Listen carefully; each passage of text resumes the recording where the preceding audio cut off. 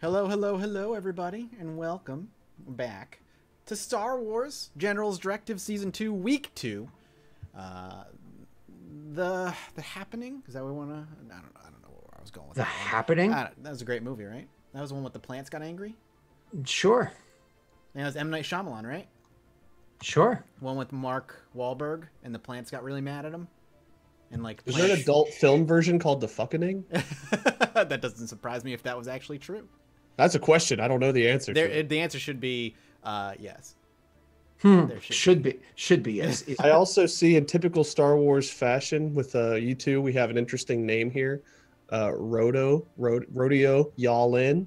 Okay. Roto Yalin. Yeah, he's one of the decided generals, man. That sounds like an indie, like folk band. I can't tell if I want to call him Frodo or Rodeo. Banjo. Careful what you say. The one who created those names is sitting amongst you right now.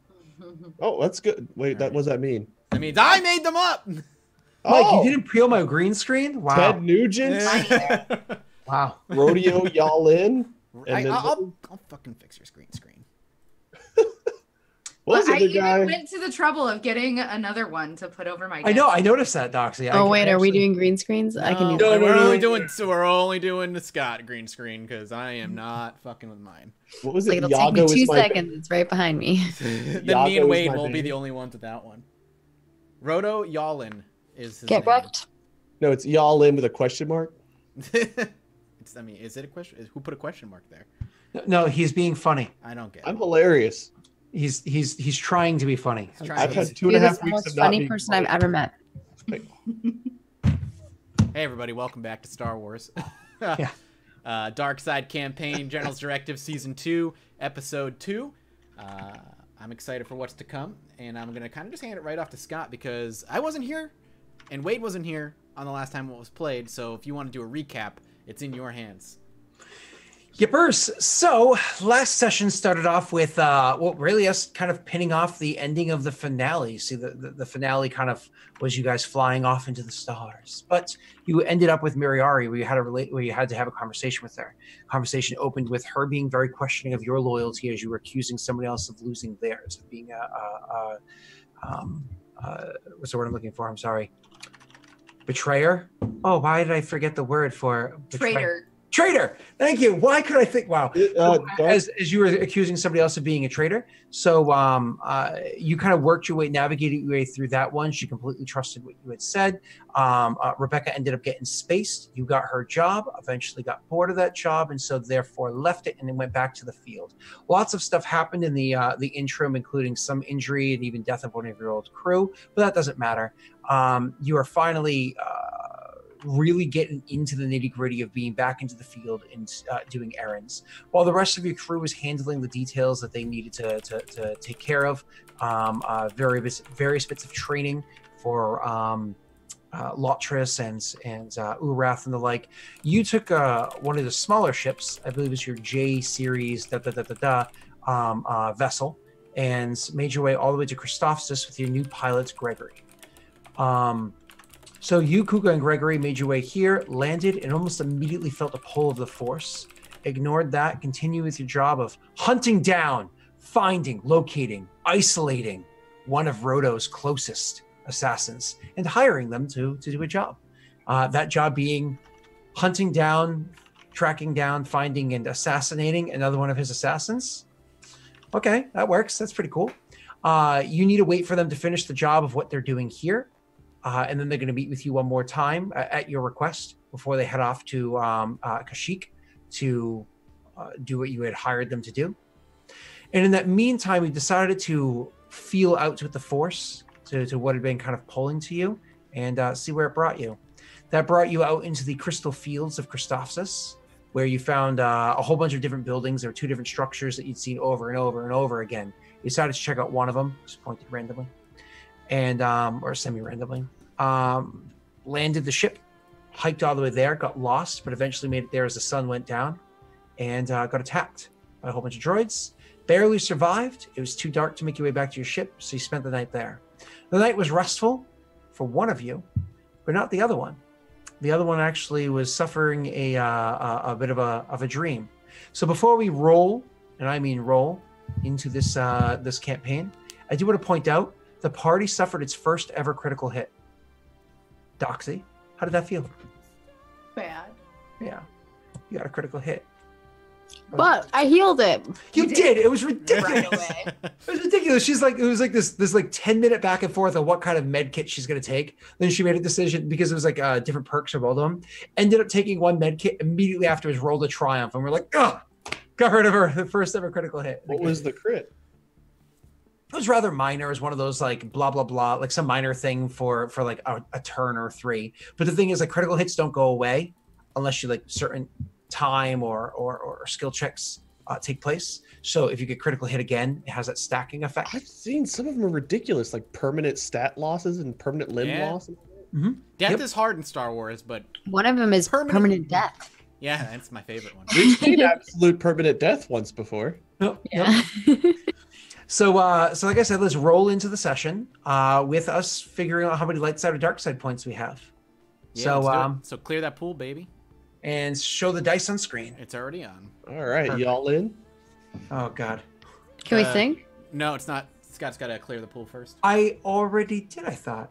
Oh, Oh, that's right. It wasn't. It's not letting me for some reason. Let me reboot. You guys are so. Oh, Twitch won't let me update. Oh, Roll20 won't let me. You guys are lazy, and you're trying to Yeah. blame everything else. you got me. Yo, to be Sorry, fair, Ben. I was having trouble with Twitch titles earlier. Hey, where's the apostrophe? It's still not letting me clear pool or force player update. Can Mike, we... can you press the button because it's not Yeah, I'll letting me give do it a shot. I'll give it a shot. Let's see what happens. I'm hilarious. We all agree, Wade. Nope. Mhm. I'm hitting clear pool and nothing is happening. Nothing's happening with clear pool. Uh-oh. Should we just roll and can we adjust the thing to look like? Yeah, sure. Let's see if that even works. I don't even think you can Well, adjust them. Oh, I'll actually, physically my adjust. roll 20 is just not working.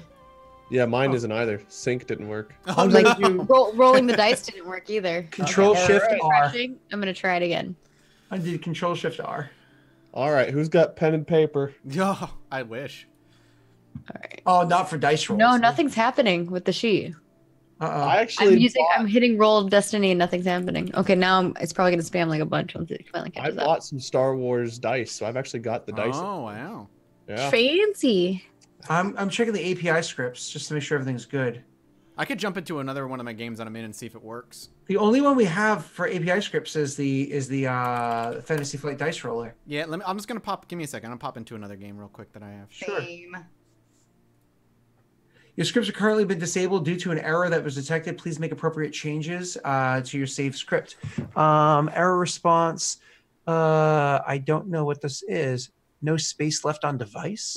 Okay, yeah, I'm able to roll on another game, so it's something. So like no this one. space still left on device. That's weird. Let me disable script. Okay. And I'm gonna try to. No space left on device. What does that mean?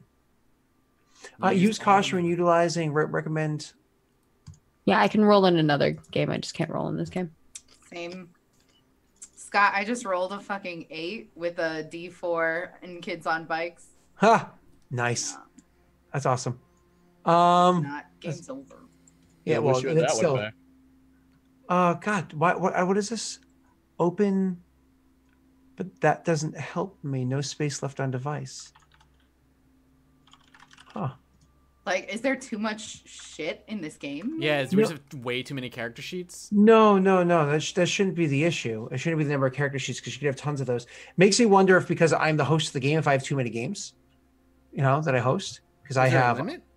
I don't know, but I'm going to delete a couple of them. I feel like one of for them, premium, you shouldn't have any kind of limit. I'll still delete a couple of them. Like I'm going to delete the one that's very inappropriately named after Messy Cat. Delete game.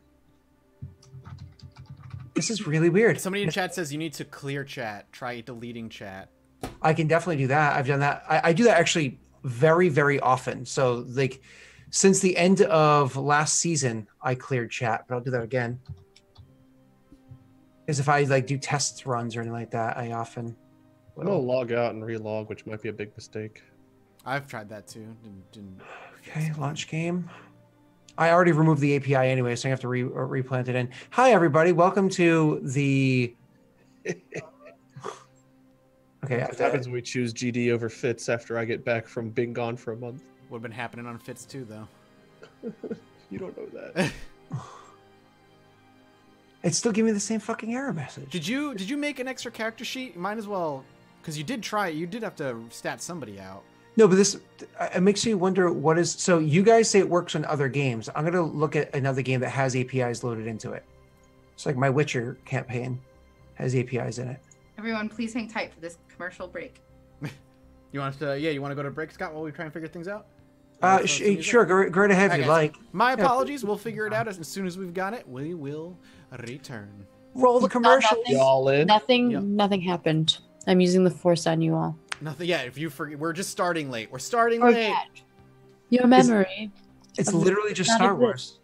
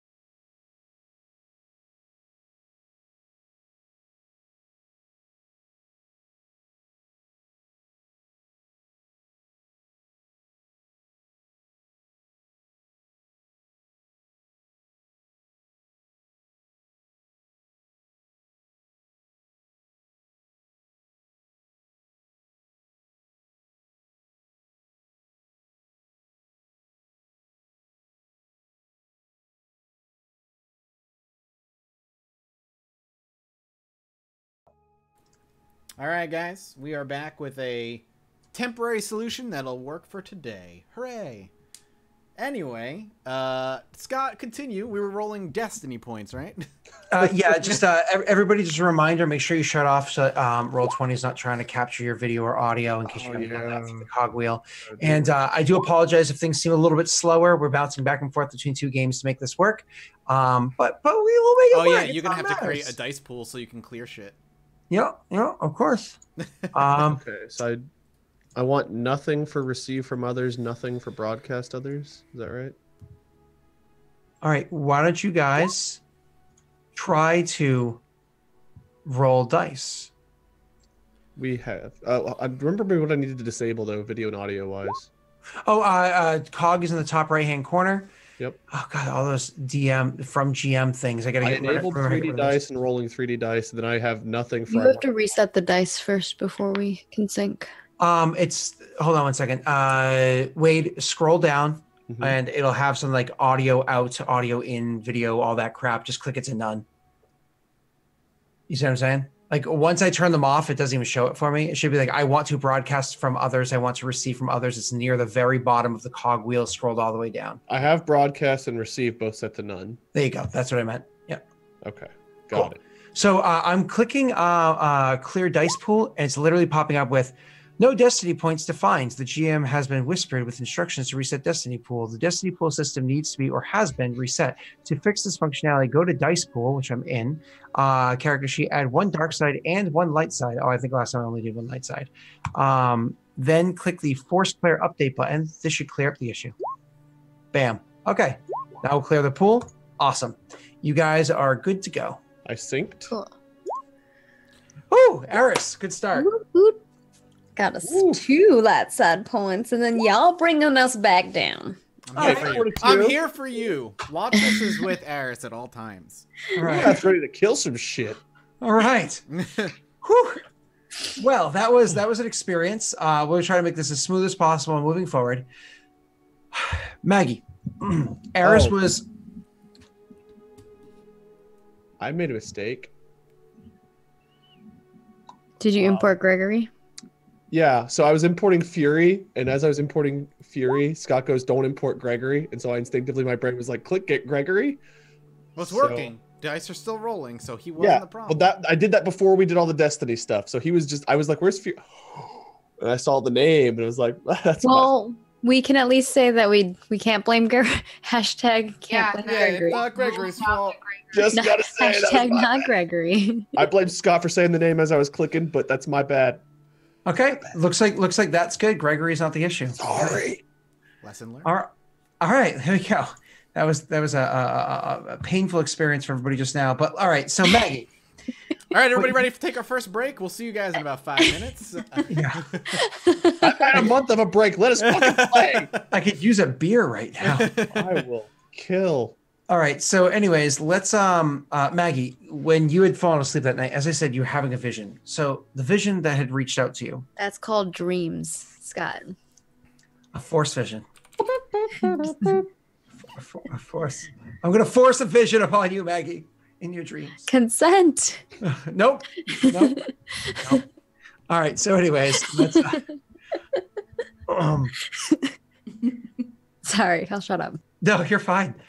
So you, while you're sleeping and you this like dream, obviously you dream, but then when this vision comes to you, actually what comes to you is the image that you see is that you find yourself in a structure, very unlike than the one you're on now. As a matter of fact, a structure that reminds you very much of the Empire, of their kind of buildings, but not the buildings that you, not like a ship, and certainly not like something you've seen constructed in Coruscant or anything like that. These aren't permanent structures. This seems more like a military base. It feels cold. It seems old. The air there also seems to have that kind of crisp winter smell and taste. If you had to guess, you believe you're still on Christophsis, or maybe it's the fact that you're having this vision while you're on Christophsis that you're getting this smell. Either way, in one moment you're inside this chamber and the chamber's empty. And then the next you see a man. No. A Bothan. No. It's a man on his back nearly against a wall. His arm reached out. He's reaching for something, grabbing for it. And he's touching it, but not with his hand. He's touching it with, and you can actually see the force tangible coming off of his hands, holding a strange looking cube or box midair. But also from the other side of that box, you see the same tangible force. You can literally see it being reached out by, now it's the Bothan that you find standing there. The two of them occasionally switching places in your minds, but then they kind of like lock in as the moments that the vision that you're getting grows greater and greater in intensity. Each of them pulling at this box with all of their might. There's like a growing grunt between the two of them. And then you literally see the box rip open as either of them are stumbled backwards from just the sheer force, kind of whiplashing them back, stumbling back into place. You see, stepping out of almost shadow, a droid, unlike any that you've seen before, reach down and pick up. You don't know what it is. You've never seen it before, but you know that's what's been calling to you. It's a strange device. It has a bunch of different sides to it. Each of them, they look like maybe hexagons, octagons. Each of them kind of faceted around this weird box-like structure. And this droid holds this up. Moments later, you see the Bothan rush across the room. What the structure looks like before, because Latris gave me locations of where one was. Mm-hmm. Yeah. But vision. So you rush. You see all of a sudden the Bothan rushes across the room, and at the same time that the barrel of the gun smacks against the human's head, knocking him unconscious, you feel like your own head whacking the ground as you finish like thrashing, because you are not accustomed to these kind of visions or dreams. And you wake up. It's the middle of the night, early in the morning. The air is very cold. It's very crisp. And Kuka had just woken up moments beforehand to your thrashing and was very guarded, standing over you, watching you, trying to get you to come to, but you didn't until just now. You know, without a shadow of doubt, that wherever that was, it is very near to here. And that pull that you were feeling, very faint before, kind of fleeting and coming back, is very present. And unlike before, it's not letting go. I wake up like my hand on my head. And I look up at Kuka, who's standing over me. I'm fine. Do we have dance? No. And Hera stands up. And she kind of like looks around confusedly. Can I tell which direction the force is pulling me? Absolutely, you can. It's when you kind of like stand up and you gather your senses and you just kind of like fall into yourself thinking, you can feel like it's kind of pulling you off into the distance. It's not anywhere nearby. You know that it's in this vicinity over there. You can feel the constant pull. North, south, east, west. You just know which direction it's pulling you towards. It's not directly the way of your ship. It's another direction, but you could probably get to your ship and fly that way if need be. Okay. So do I feel like I need to get on the ship and then fly that way? If you'd like to. You don't have any feeling that tells you one way or the other. That's actually your decision. You can either try to hoof it, or if you'd like, you don't feel any reason to not head to your ship and go that way. So. Okay. I'll scruff Kuka's head and be like, I know where we need to go now. Let us go. And I'll start walking back towards the ship, and we'll get Gregory to tally-ho that direction. You guys start walking back towards the ship. As I had said beforehand, Kuka did such a good job, or whoever it was that did such a good job with your computers and then survival check. You know exactly how to go back to your ship without any concerns. The issue was just that it was going to be overnight, and so it wouldn't have been safe. So you spent the night there, and you're finally heading your way back. As you're heading towards the ship, if you could do me a favor, and this is specifically Kuka, since Eris is a little in her own mind at the moment, could you actually roll me a perception check, but do so against 4 purples? Jeez.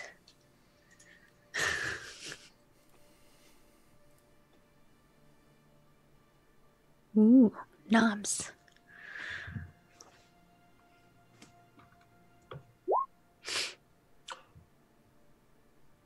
Damn, girl. Did not expect that. Not gonna lie. Hell yeah. Kuka with them Googles.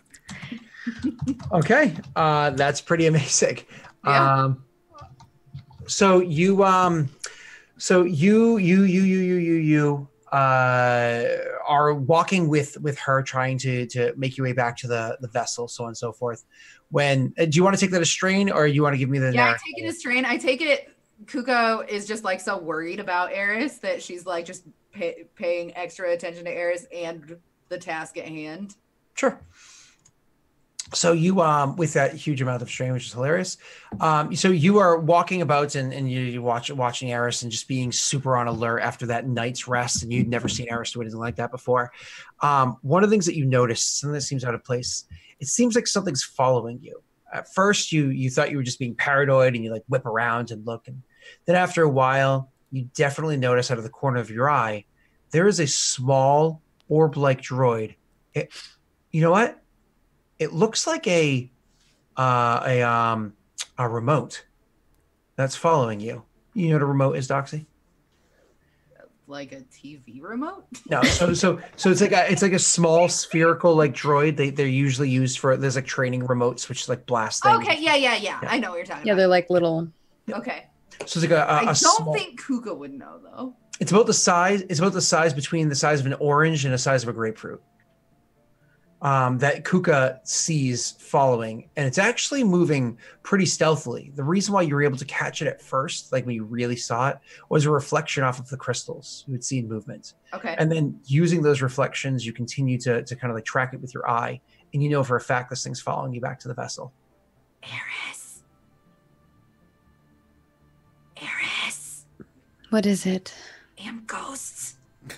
Ghosts. There are no such thing as ghosts. She like reaches up and grabs your chin and like points your head in the direction. Ghosts. The thing abruptly stops and takes pretty solid cover. I'll stare at whatever she's showing me. Honestly, you see nothing there. I'm not even going to make you roll and take strain for it. You see nothing there. I stop moving and I look and I'm like, I don't see anything. Shoot. I look over. Do I know what those crystals are made out of? It's a really good question. Why don't you roll me? What's that check? Hold on. Guys, Kuka's gonna I kill feel like us. those are explosive crystals, and that's probably not a good idea to shoot them. I need to see what check you got to roll for me. That would, I suppose, be xenology, right? Xenobiology. Tara had mined the crystals and exploded. Sure. Technology. I'm gonna use the light side point for this. What's the difficulty? I would actually say 3 purple. Jeez. You would need to do a lot of damage to the crystal to get it to blow up, though, so don't stress. Yeah, but we're talking about Kuka. You don't know how much damage she does. Okay, you fail triumphantly. So it's one of those things where I will tell you that you don't know that they're explosive. Like you don't know the nature of these things and the fact that they're explosive. But something is kind of like you get a feeling, you know, almost like a tinkle from the force that it is a bad idea. Okay. No. Don't shoot at them. Kuka just kind of like glares into the direction of the remote. Ghosts see him follow. Let it follow us. And Eris will kind of look back or look in the direction that it looks like Kuka's looking.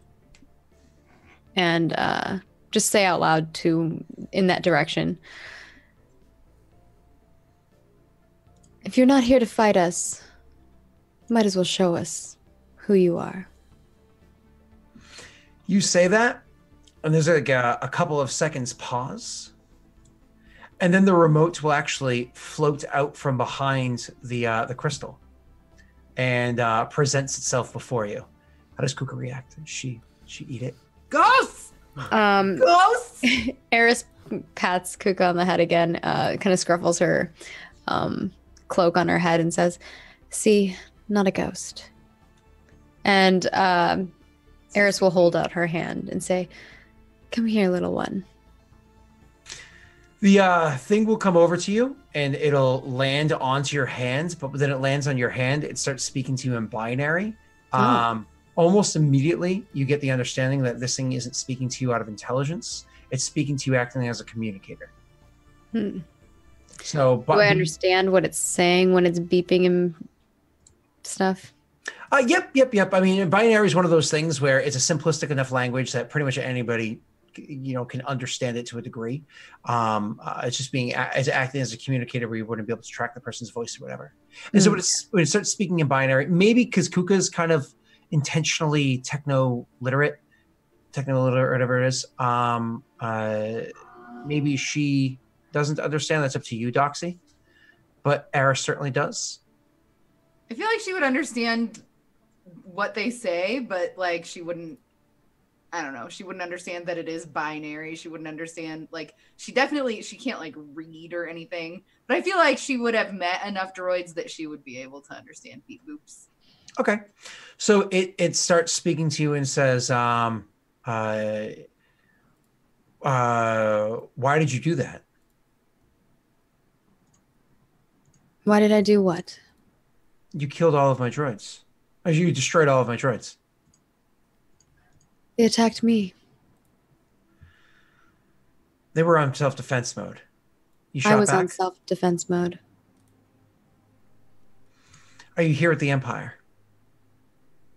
I'm here on my own behalf. Are you a slaver?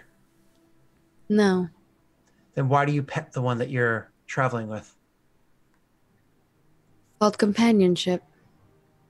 That companionship looks awfully like a slave owner and its slave. Kuka, I'm no slave. Yeah, she looks down at Kuka. Kuka says, "I am not slave." And then I just look back up at it.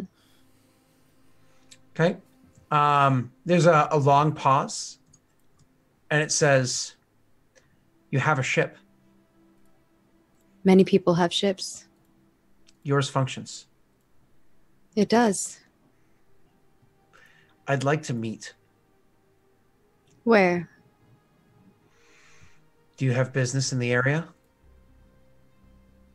Everyone has business in the area. I don't see many people come through this area. Last time was nearly a year ago. Maybe not this area. I'll send you coordinates. I wait. The thing is like starts beeping and whirring at you, some like coordinates or whatever. You just record them easily with your data pad or whatever it is. Okay. Yeah, I grab the coordinates. Okay. You can release the remote. It'll continue to monitor that area. Before I let go, I say, "And who are you?" I'm wondering the same thing. You don't know who you are?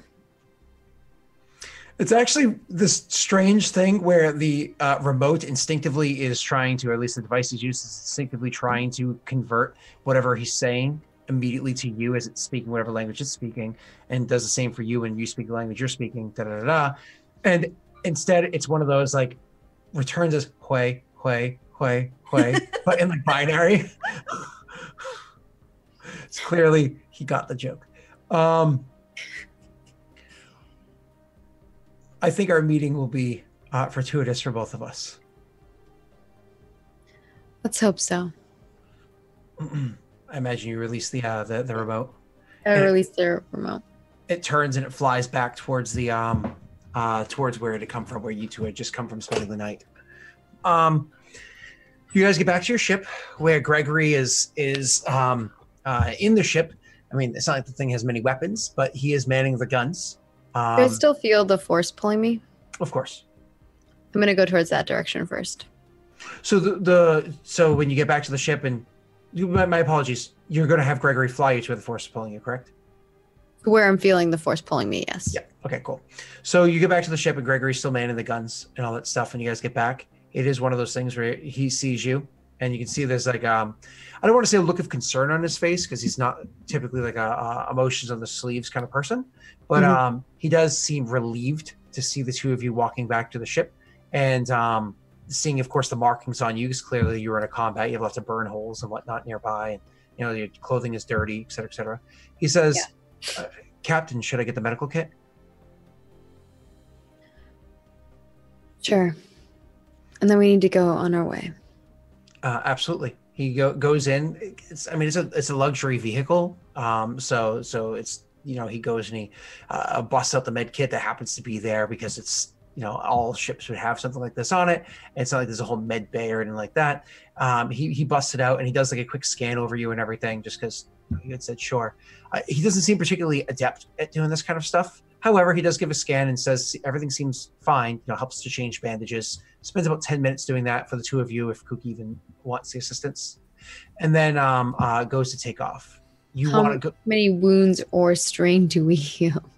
That doesn't heal any, unfortunately. Oh, unless you want me to make a medical check, but he's not trained, so that could... Okay, no. Yeah. That could be worse. Yeah. So he takes off on the ship and starts flying towards, more or less, you're like, you know, that direction. He's like, no coordinates this time either? No. I have a feeling. He just nods. It's not the first time he's heard it. So takes off the ship and starts flying in that direction. And as you feel the pull, and the pull doesn't get any stronger, doesn't get any weaker. Something like as you get approach, it's just, you just feel it. It's just a constant feeling that you have. And at one point in time, you can feel just kind of like the direction for you changes. This is a new thing for you. Being pulled by the force is not something you're accustomed to. You're not fine-tuned for like distances and exact direction. So all of a sudden you just feel, we're going the wrong way. And you give him the orders and he turns back and then... No, something's wrong. Go back that way. He just nods, does so. This time on the approach, you can actually feel downwards, like you know you need to land. Here.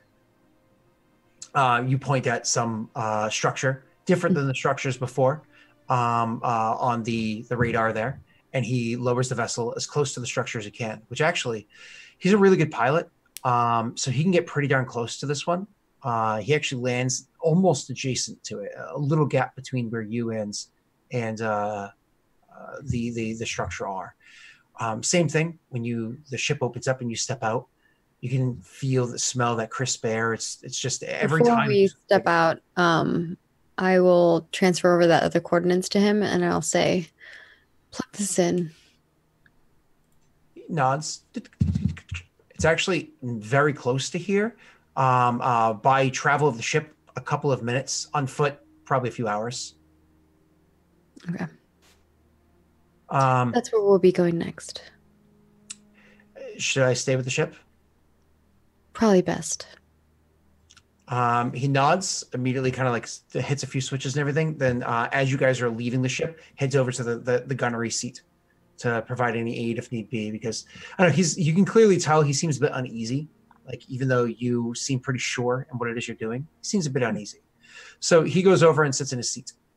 The two of you leave the vessel and start walking towards the structure. I love the guesses of people who they think it is. Yeah, I get off the ship, and if Kuka joins me, she joins me.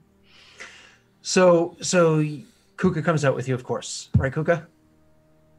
So you guys go towards the structure. Now, this structure is different than the one before, which is that hollowed out drop pod of the Separatist Alliance, you know, so on and so forth. This is an actual, military base built very quickly, very standardized sort of structure that you would see during the Clone Wars. It's old, it's beat up. The side of the structure has, the old Empire symbol on it, or at least some degree of that. And you start making your way into the door. One of the first things that Kuka notices, because Kuka is very perceptive, and the weather here is very different from other places. It's a bit more still on Christophsis. As soon as you walk into the place, not outside where it's completely exposed to the elements, but inside, you can immediately tell that there's footsteps. There have been many footsteps that have come to and fro here. Again, you don't know how old. You don't know. It could have been a month, could have been a year, could have been 10. You don't know, but there were definitely many footsteps that have come through here since the war, which is 20 years ago or whatever. More than. So you go walking into the structure and you see that there are old, just thinking for a second, my apologies.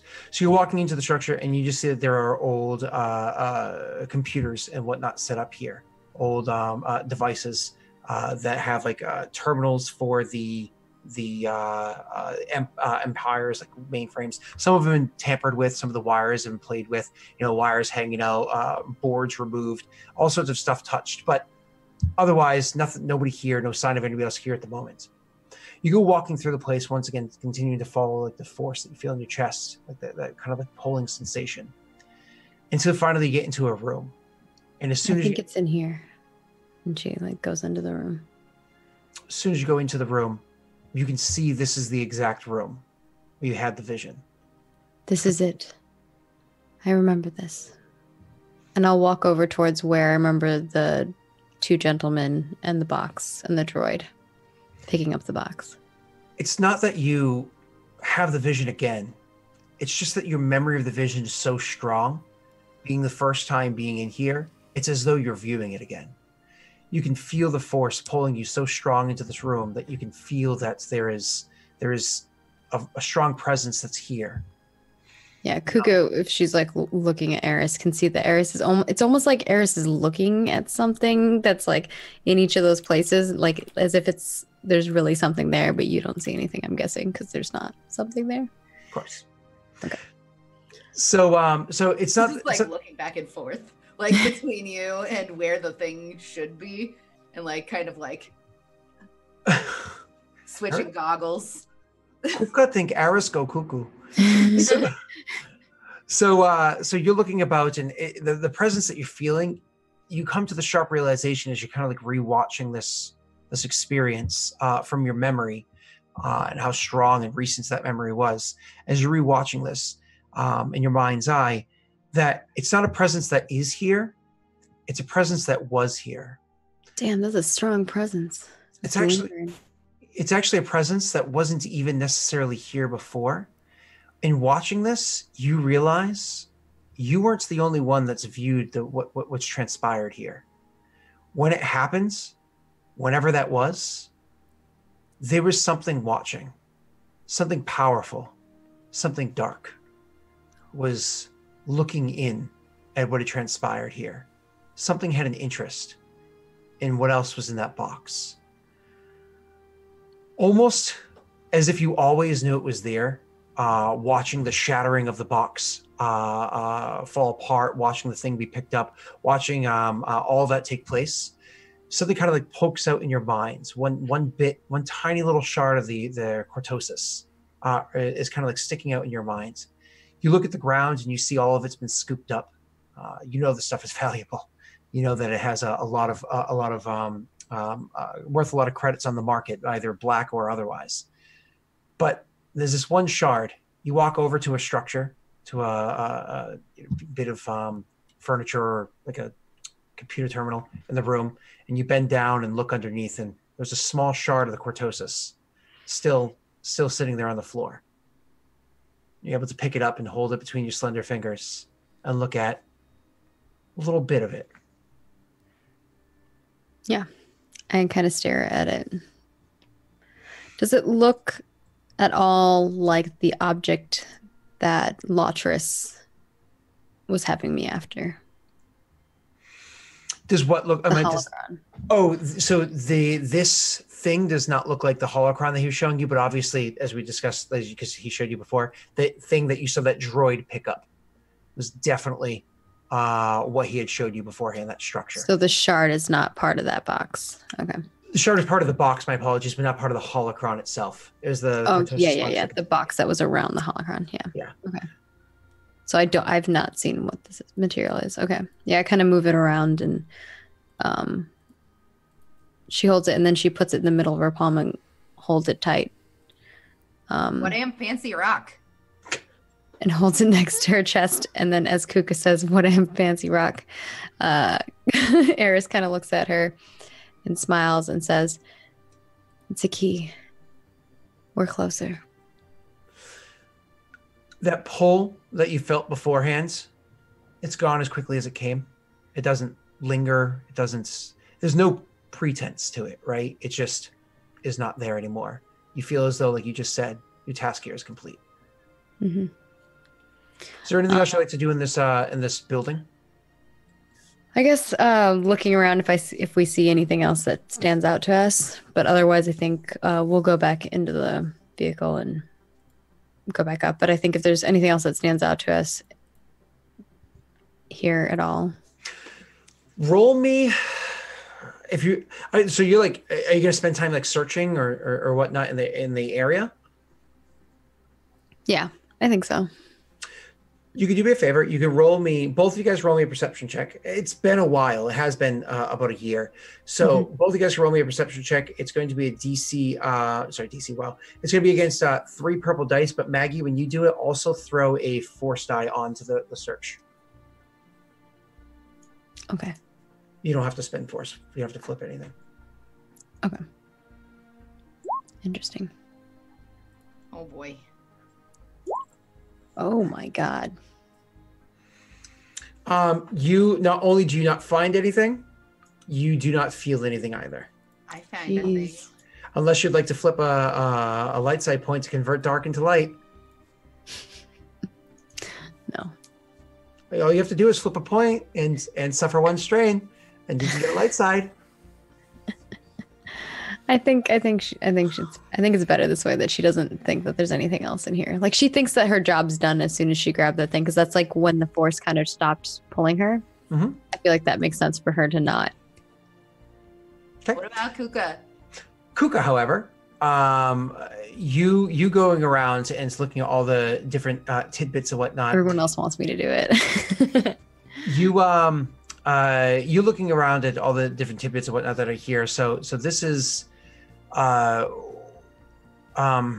my apologies. You like I said, there are all the different terminals. Some of them have been fooled with and whatnot that originally belonged to the Empire. So you go around and you're looking at all the different stuff that's here.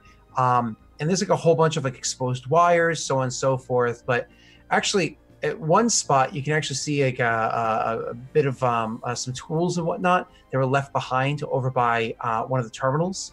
And so you're like, oh, this is one of the terminals that they had actively like linked up to and done some work on. If you would like, you might be able to re-access that terminal, but it is going to require a computer's check. It doesn't just have to be read. So she's going to point to the tools and be like, Nancy, I'm here. I'll be right back real quick if that's okay. Yeah. Let me see.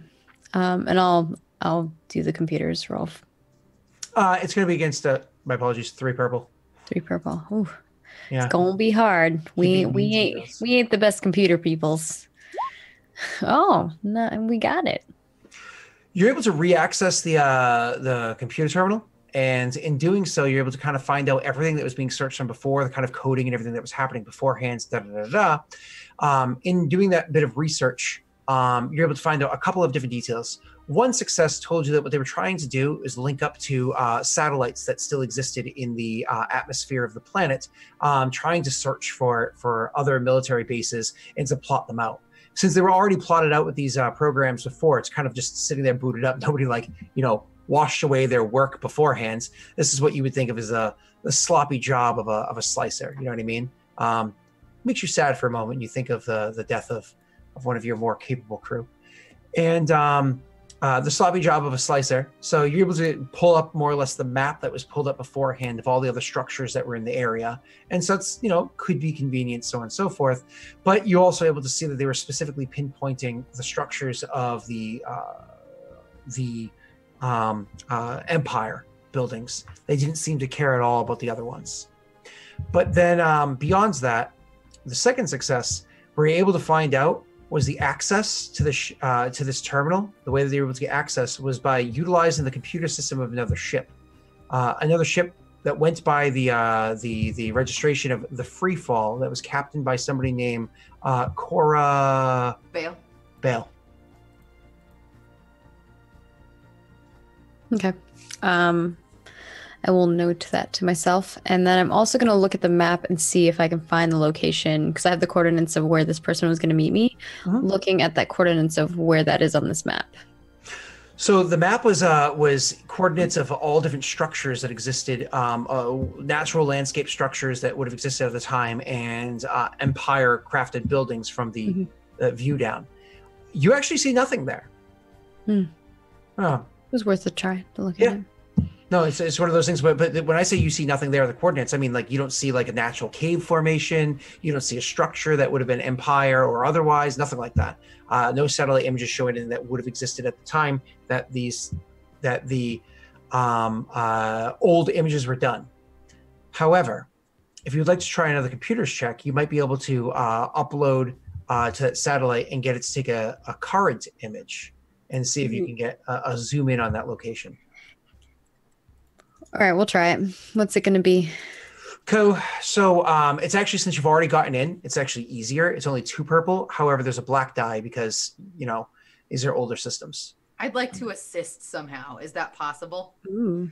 The way I would imagine Kuka assisting, because you're the one that found the tools and found the terminal, so on and so forth. Kuka had a little bit of enough instinct to know, okay, well, I can kind of see what they were working on. Because again, you're good at tracking. You're good at tracking other people's most recent movements. You're a hunter, right? So I imagine you kind of go over to the wires and just reinforce, strengthen the wires, maybe pull apart other things. It's almost a combination of a beginner's luck and just instinct. You know what I mean? You give her a blue die. Maggie, you want to use the light side or nope? Nope. Okay. So unfortunately, I didn't think it was gonna go well. Yeah. Well, I mean, could have gone worse, right? Yeah. Battle meditation. So you unfortunately are not able to. I'll give you the strain too. Oh, give it to me narratively? Yeah. Yeah. Okay, thanks. I'll have fun with that. Bye. I'm doing nothing. No. Actually, this is what happens. So with that one strain that you're tossing back to me, it actually ends up fuzzying up the data that you had received beforehand from the terminal. So it's not as accurate of maps that you had seen before. It's almost like you reduce the pixel, density of the image that you had just received. So it's not going to be as good of a map when you bring it back to your pilot. That's all. Okay. I imagine the two of you make your way back to your vessel. Yep. Okay. So the two of you do that, make your way back to your vessel. Gregory, of course, sees you guys coming back out, goes over and pops the door open for you. Welcome back, Captain. Did everything go as planned? I found what I needed. Nods. The coordinates are set. I tried to do a scan of the area. The ship has decent scanner range, and I couldn't find anything out there. It's a little beyond what I could pick up because of the interference with the flora here. Perhaps when we get closer, I'll be able to get a better scan. Would you like me to stay higher up to scan down, or just bring us to the location? Sure, whatever you think's best. Here, I'll add the map for him. This is the map that I could find, and it didn't help me either. Seems that area that we're going to has nothing. If you would like to... Someone is trying to make it so we don't see something. Roll for me a 2 purple perception check for Gregory. Please, Maggie. Oh, actually, and 1 black die because you fuzzied up the feed. 2 purple, and a black die, and what? Perception check for Gregory. Just a perception check, okay. Perception. Okay, so it's difficult for him to do. He spends a bit of time figuring it out, but he's actually will call you in as he's kind of taking off the ship. He says to you, he doesn't have to call you into the cockpit, but he does say to you, Captain, it does seem as though I have the ability to fly overhead, and I think I'll be able to get a clean read of what's down below. So I'm going to take that course of action so as to not add to the number of scars you have currently. She just nods. It's through a comm link, so he doesn't even see it. Oh, No, I'm just teasing. So he takes off and flies overhead. When he gets close, he does say to you, "We're approaching, Captain." So you can, of course, do the scans, kind of like what we were doing beforehand. okay. And so you're able to come over and sit in the cockpit area and run your own personal scans of the region down below. Because of the map that you had given beforehand, as opposed to a black die, it's actually going to give you a blue die in your own perception check, same difficulty. 2 purple, you gain a blue die, unless you want Kuka to do it. And 1 black. No black. Okay. I get 1 yellow and 1 green to perception. I think you're the same, right? Kuka. For Perception. I have a green and a yellow. Yeah, we're both the same roll. There we go. 1 success and 2 advantage. That's cool. What do you want to use as advantage for? Let's see. For perception check, I can use.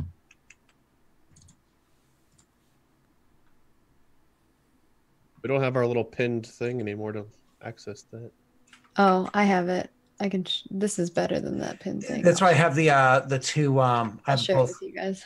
I have both roll 20s open. Thank you, Maggie. I told Mike about that. So it's recall additional information about the thing that you're looking at. Okay, sure. That's actually a good one. I like that one. So per advantage, I can recall something else. So what you look down in the area and you see is actually a crashed vehicle, a crashed vessel.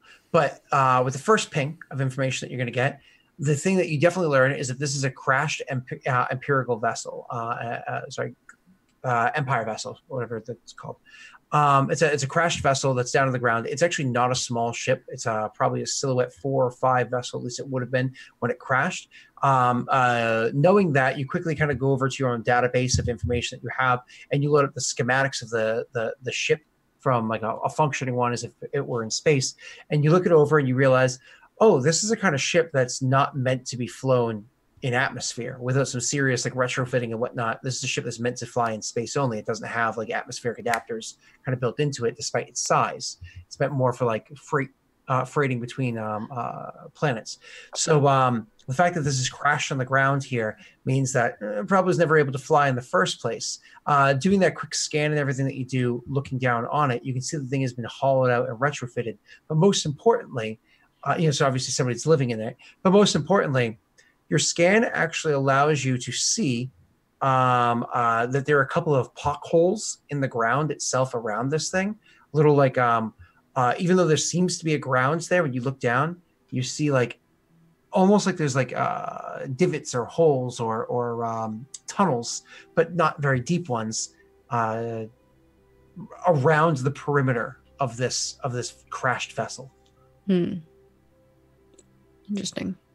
He says to you, Captain, I think I see a clear spot to land. Do you want me as close or as far as possible? Keep your distance. Aye, aye. Brings the thing down. We're talking, a solid double extreme range for like a walking point from the ship itself. He brings it down. And so kind of like as the engines, were down to just being powered up, but not in fly mode, stand up from the seat and say, should I man the guns? Maybe. I'm not sure what to expect here. I will warn you, Captain, if things come to me having to use them, I am not particularly good at firing of the guns. So I'd prefer it if you stayed rather clear of where it was that I was aiming, as to not accidentally hit you. She smiles at him and nods. Let's hope it doesn't come to that. Let's. And he goes over and hops into the guns and yeah. And I'll go back out and meet with Kuka and say, well, we'll see what your ghost has brought us. And she kind of grins at her and winks. And the two of you open up the ship one more time to start walking in. And with that, why don't we actually take our first break? Sounds good to me. All right. We'll be back in a few minutes, guys. Grab a drink, do what you got to do, and don't go anywhere.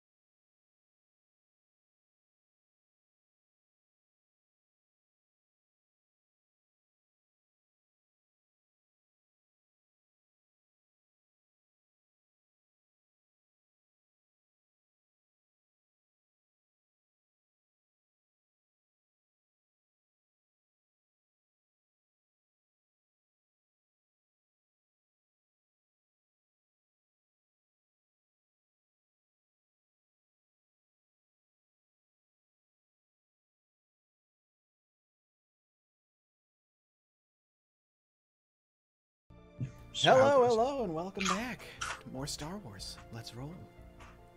I got chewy food for you. You know, that's like mukbang, right? That can make some money on Twitch.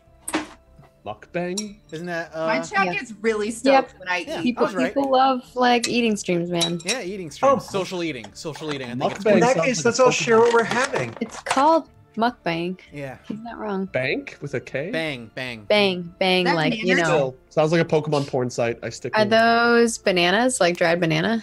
No, actually, these are bagel chips from my favorite place to get coffee from, Bagels and Cream. So there's French toast bagels, pumpernickel bagels, egg bagels, all the bagels that they don't sell. They slice them thinly like this. And they deep fry them and they cover them with this semi-sweet, like herbal seasoning. That's Oh. not good for you. Oh, it's amazing though. I love them. It's like You're talking to bagels. a dude who eats a pint of ice cream a day. Whoa. Every Fair other. enough. Fair enough. I am Every other. talking to that guy. You Okay. ate an entire thing of ice cream, and it's not the first time I've seen you do that. You've done that like many times. You eat like a half gallon before every stream we do. See? See? Throughout the stream. Scott's Okay. being like majorly called out right Threw now. out my ass. No, so No, I last just wish that I last could week- eat off like you and eat like you.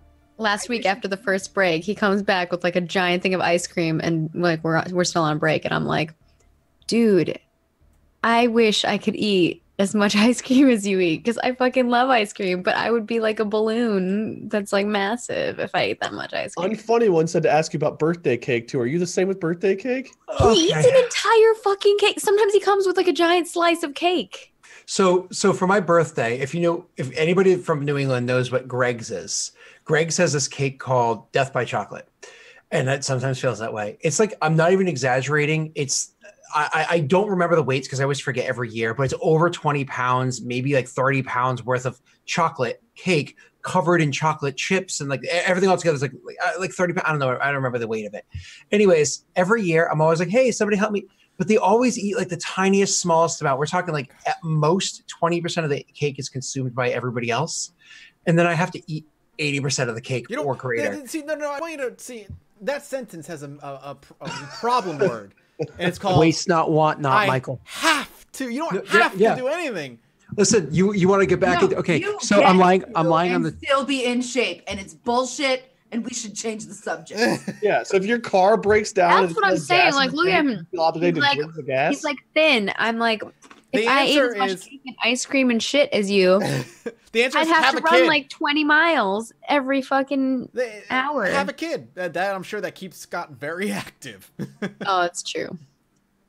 I've got puppies. He's like I put- constantly. I put it on stress weight having. okay, I'm Oh sorry. yeah, let's not talk about Josh. Josh is like a fucking tall rail, and he eats so much. I'm just like, what? Puppies don't require as much energy as children do. Like I used to think, oh, I've got this super fast dog. I'll chase around in the park, and oh man, I get winded. It's not the same, man. Fair enough. It's not, yeah. You can't just be like, all right, I'm done. Here, have a bowl of food and go away. Right? I just go. Also, just go. puppies don't fight down. back for nap time. Yeah. They don't. 3-year-old puppies don't give you sass. Oh man. Why? Why? Why? No, Daddy. Why? No. Oh my gosh, is she in the Y phase? Oh my gosh, when my little sister was in the Y phase, or my little brother, my brother was probably worse. She'd just say Y to like every single object, and then you'd even explain it, and they'd ask again. But you're like, you want to help them. No, it's worse. You explain it, and she goes, "I know." my niece to my sister a few weeks ago would not go to sleep, was like in bed but wouldn't even try going to sleep, and she'd be like, I want a new mommy, so you know, to get grounded and all that stuff. And then at the end she's like, okay, I'm done being a bad girl now, good night, mommy. And you're like, what the hell? Like, what the hell? It's like, I love when I get sent to That's probably timeout. the worst feeling as a parent is when your kid's like, I want a different mom. Or, I want a different dad. Yeah, Wow. that's Heart, horrible. my heart's broken. Daddy's saying mean jokes to mommy. Daddy should go to timeout. Okay. I don't know if I had a kid. Aw, and they see, wanted that's to cute. dad, I'd be like, see ya. Like, all right, I'll take you to the new dad store tomorrow. Yeah. They'd be like, That's what my mom did to us when we were kids. My Right, you- brother you- also you- climbed you- over No, everything. I remember specifically one argument telling my mom we don't want her as a mom anymore, and she's like, fine, I'll take you to the new mom store tomorrow. Just be ready. and we changed our mind by the end of the day. Anyway, Star Wars. Oh yeah. Yeah, oh, we're playing a game. So you're walking towards this this broken down Empire vessel that's not meant to be planet side. Clearly has crash landed at some point in time over the course of the past few decades, and has been hollowed out and turned into a home. You're walking towards it, obviously, being cautious. Now, like I said, you're at double extreme range between where you were and where it is. Do you move a slow pace, a steady pace? Do you take any certain paths? How is it that Kuka and Eris approach? And who's in front, or are you side by side? I think probably Kuka and I would be side by side and probably walking at like a steady pace. We're like not in a hurry. We're not going slow. We would avoid any of those big holes that I saw. Okay, awesome. As you pass by these holes or come within range you think you might be able to see them based off of memory of what you had done when you were looking at your scanner beforehand. Would you spend any time kind of regarding them, or just ignore it and keep walking? Maybe when I walk past the first one, I might stop and look. Okay. Why don't you roll me a perception check? Doxy, would you do that as well or no? Yeah, absolutely. Okay. Kuka see, Kuka do. All right. It's going to be similar to two purple and a black.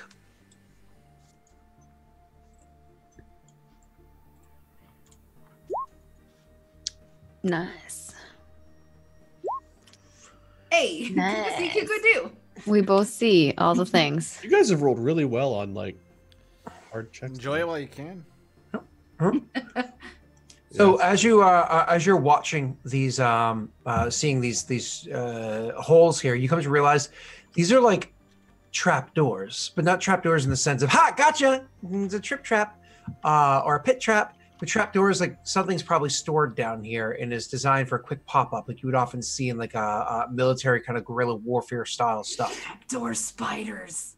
Ha, Doxy. Let's go. We literally just talked about them a couple sessions, last session on Dark Side. Don't forget, we're playing They're tomorrow. so fascinating. Sorry.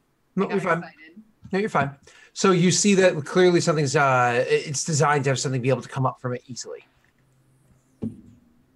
And so you just keep moving past them? We'll just keep walking, yeah.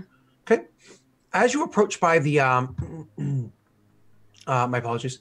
As you go approaching by the structure, the building, what eventually happens is the door opens up and out walks two droids. Unlike the B1 battle droids you had seen beforehand, this is the upgraded model of those droids that you had that existed during the Clone Wars. The ones that are kind of slender at the waist, broad at the shoulders, and have one arm is literally a blaster rifle. And so they come walking out slowly. One turns to the left, then takes 2 steps, turns a front face. The other one, same thing, walks out, turns to the right, turns to front face, and then raise up arms to point guns at you.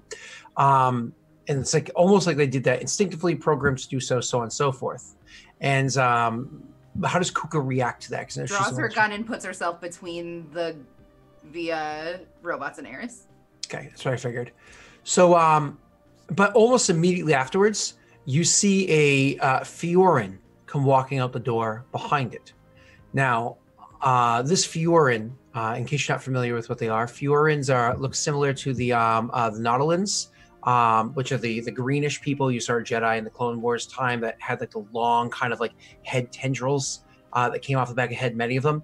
They look similar in the sense that they have those similar kind of like head tendrils, but their eyes and their face and whatnot almost kind of like pulled together, somewhat puckered. They almost look like they could be an aquatic race, but probably aren't. Either way, Fiorins are not a very common race. As a matter of fact, to identify what they are, I need the two of you to roll me a xenology check, but it's 2 purple dice for the xenology check. He comes walking out. He has like kind of like looser fit clothes that you would see just somebody who's clearly either gets warm very easy, or maybe is just accustomed to working hard and often, so on and so forth. And one of his eyes is actually covered by a sheet of metal, like almost like an eye patch embedded into the area around the socket. Let's look at your rolls. Nothing from me. You would have been. Yeah, why did you get a blue die? Oh, I don't know. Okay, But I so failed. yeah, I fail with one advantage. So unfortunately, you're not familiar with what they are, but well, you're not familiar with what this is. But I'll give you Maggie with that advantage. I'll tell you that you know that they're not common. Just looking at this thing, you're like, I don't ever think I've ever even seen one of these around. This is a very uncommon looking species. So he comes out, but as he comes out, he almost does this kind of like little whisper kind of noise that you very quickly identify as him like speaking binary to the two droids, and immediately they lower their arm cannons like down by their side, and he'll call out to you and says, "Elohim, apologies for that. This is the programming that they have to defend the facility." Eris just nods. Kuka lowers their weapon. I have seen you, but you have not seen me. Oh, let's greet properly. And he takes the few steps down off of kind of like the little landing that he has there. It's literally the old like landing bay door thingy, that ramp thing that we can't ever remember the name of. That The hatch, the access hatch. access hatch. Yeah, You that thing. can't remember. I keep telling you what it is. By we, I mean me and Mike. Yeah, I'd say, Yeah. to be fair, I never remember either.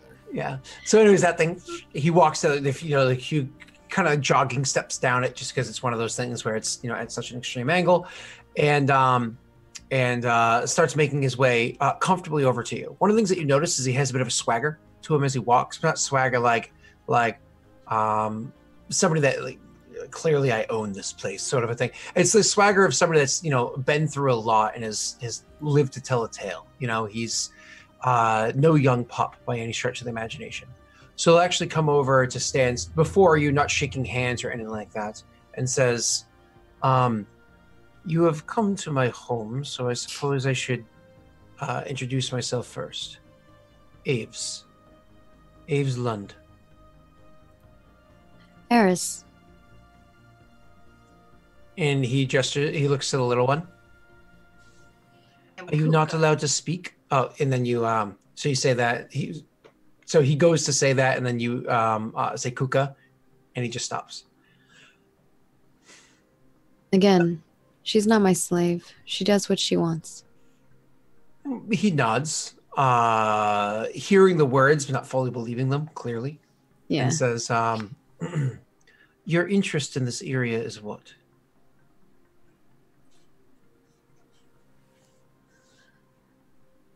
It's interesting. Abandoned military base. It's not that interesting. At least it wasn't until nearly a year ago. What has people in such a tiss? She looks questioningly at him when he says that. Why do you say until a year ago? I thought this Others- place was not used in, well, decades. Others came through not long ago. Visited a few of the facilities. I have footage. Mind sharing this footage? You haven't told me why you're here. I have to stop eating those. They're so crunchy. I'll put them over here so I stop. Eris kind of nods when he says that. And she's just like, I could ask you the same. I don't could. think that you own this. She looks around at the ship that he's inside. If one picks up a piece of garbage, maybe that one owns that garbage, maybe they don't.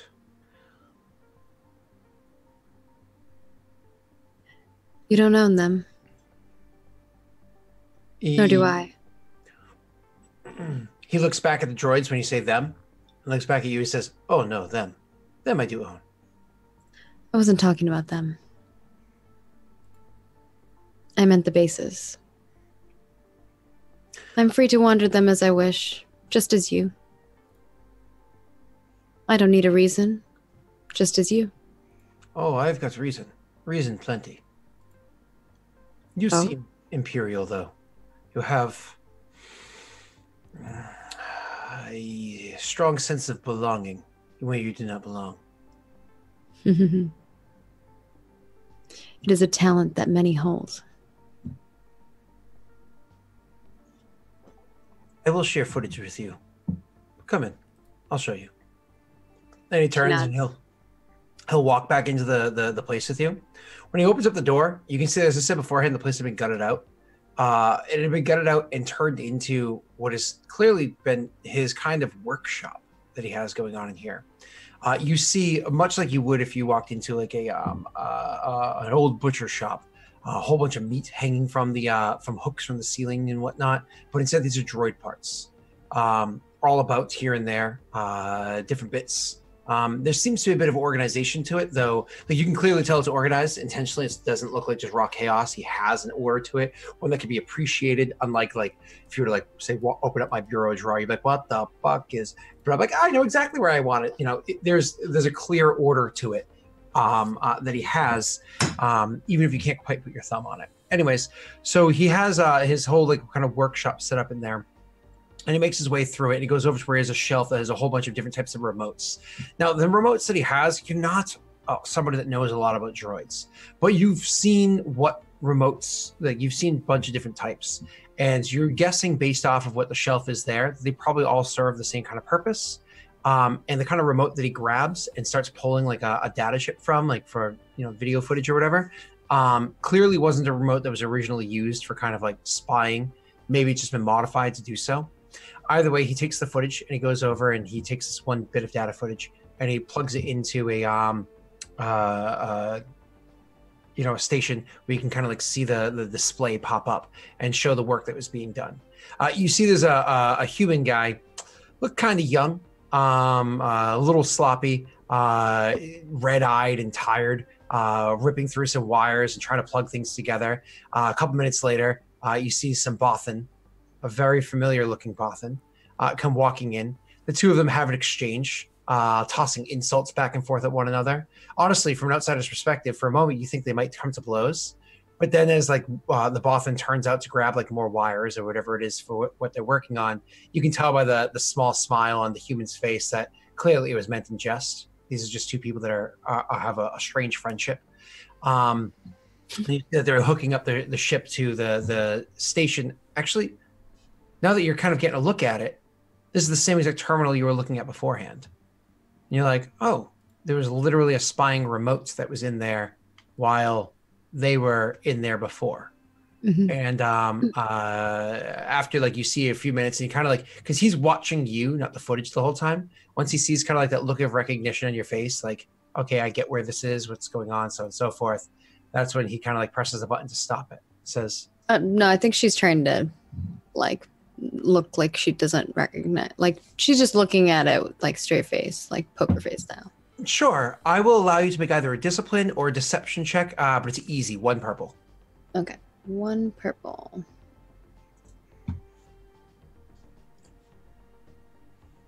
Here we go. Yeah, buddy. Okay. Anything specific you want to do with the triumph? Anything narrative? I think that who was the target believes the character is trustworthy. Future checks are not opposed. Cool. I will take that. Awesome. So like I said, after like a bit of time where, you know, clearly recognition would have been, because he knew where you had been and what you were doing there to a degree, eventually he'll turn off the footage and he says to you, I have shown you the footage. I've shown you that they've been here. But you haven't told me why you came and looked in the same exact facility.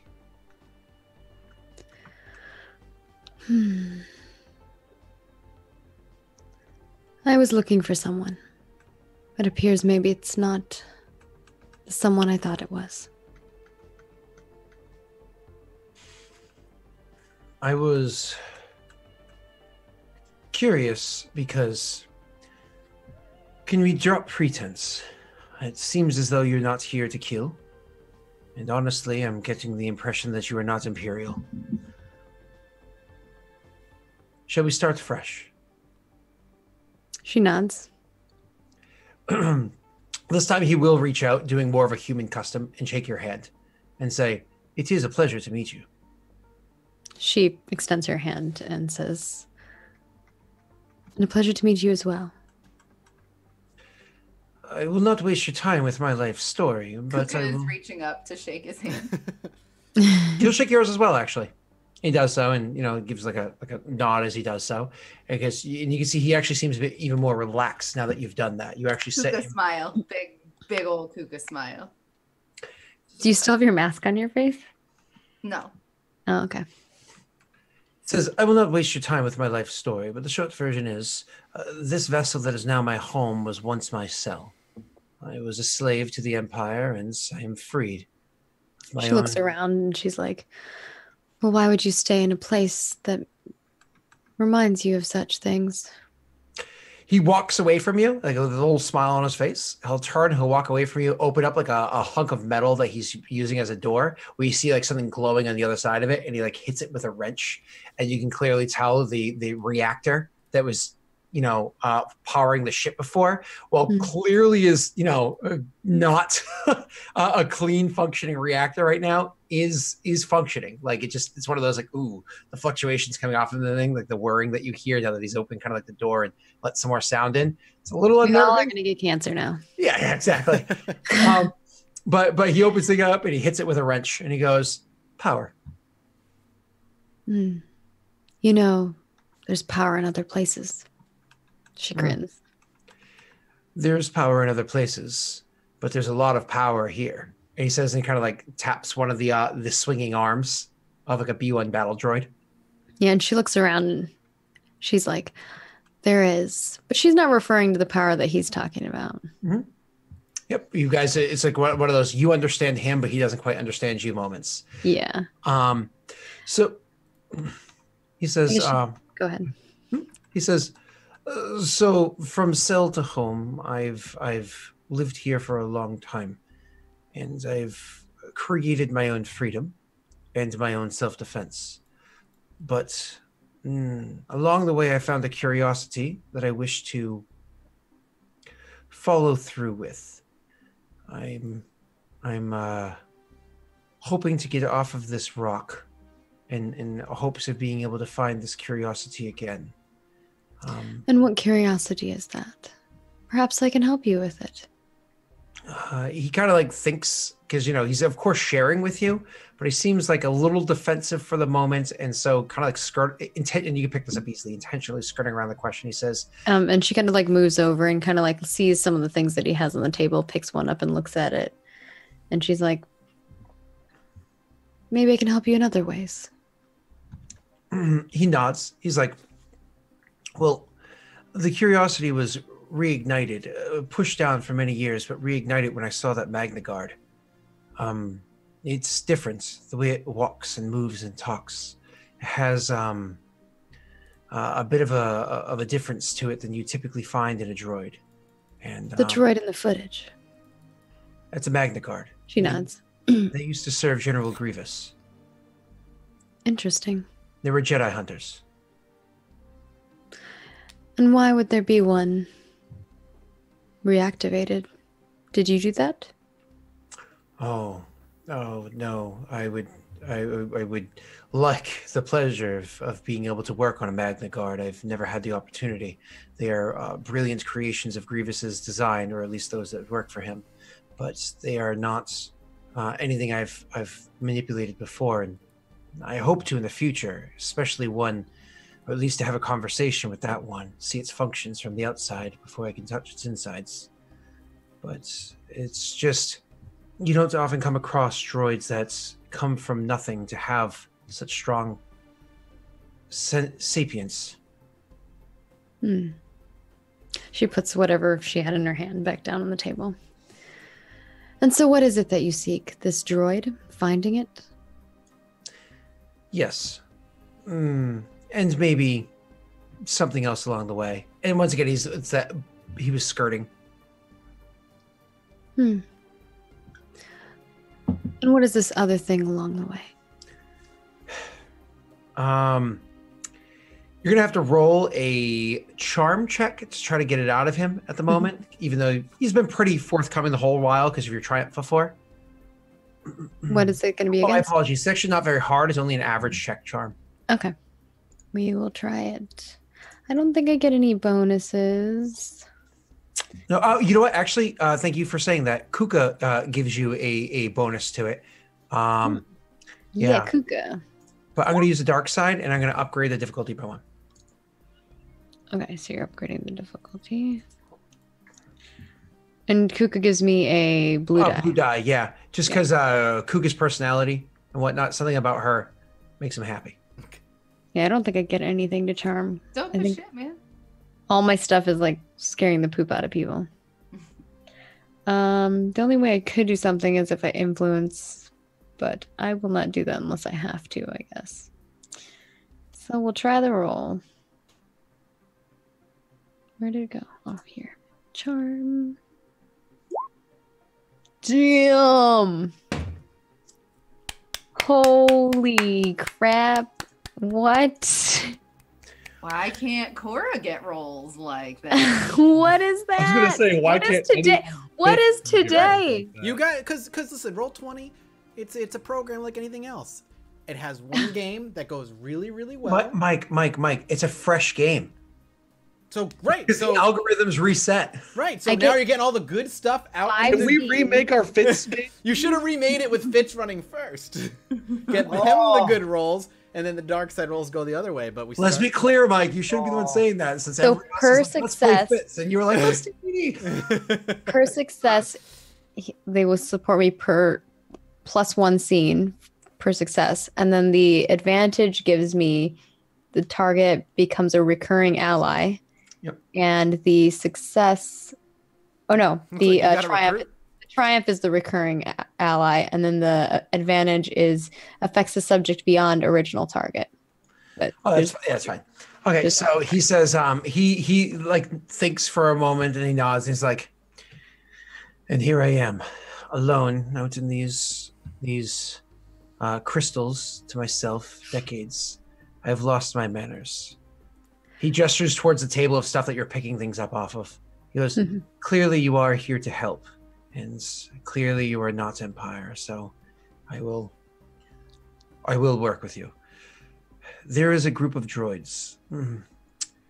My freedom I earned by retrofitting a few of the droids that I came across injured on the battlefield. Some I reprogrammed. I figured it out as I went. I didn't know it beforehand. There was no engineer. I was a warrior. But I figured it out as I went. And I got enough droids that were able to fight for me and fight till we killed every last one that was about. All them clones finally dead. I was able to be free. To secure that freedom, the rest of the slaves had to go too. They were lost without their masters, so I cleaned up the mess.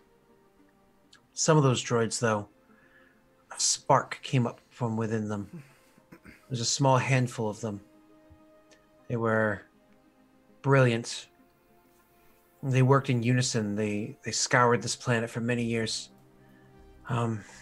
They idealized each other. They idealized Grievous. But they were unique individuals, like watching children, playing a sport on a field. It was unique to watch and to witness, and that's where I grew most of my appreciation, my understanding of droids and their inner workings, was them allowing me, and I do mean that, allowing me to work on them further. Eventually, one of them got the mindsets that they needed to leave, and so he appointed another one to learn how to fly. And, well, I was given the task of, I set droids the task of finding a couple of broken vehicles, and then we repaired them together. And then it was 420 was the one that was trained to pilot. And when we finally got together a ship that was able to leave planetside, well, he was certainly right. He could pilot anything, couldn't he? And he did so, leaving me behind on this rock. It's funny how things happen and how paths cross. Well, nonetheless, I wish to find them, to see how they're doing, what condition they're in, and if I could be of greater service to them. We were a family. They left me behind because the life support on the vehicle needed more time to repair and they couldn't wait any longer. They had some calling for themselves, whatever it was. I would have died if I went, so they left me behind. But I was a father to them, and a father would like to check in on his children.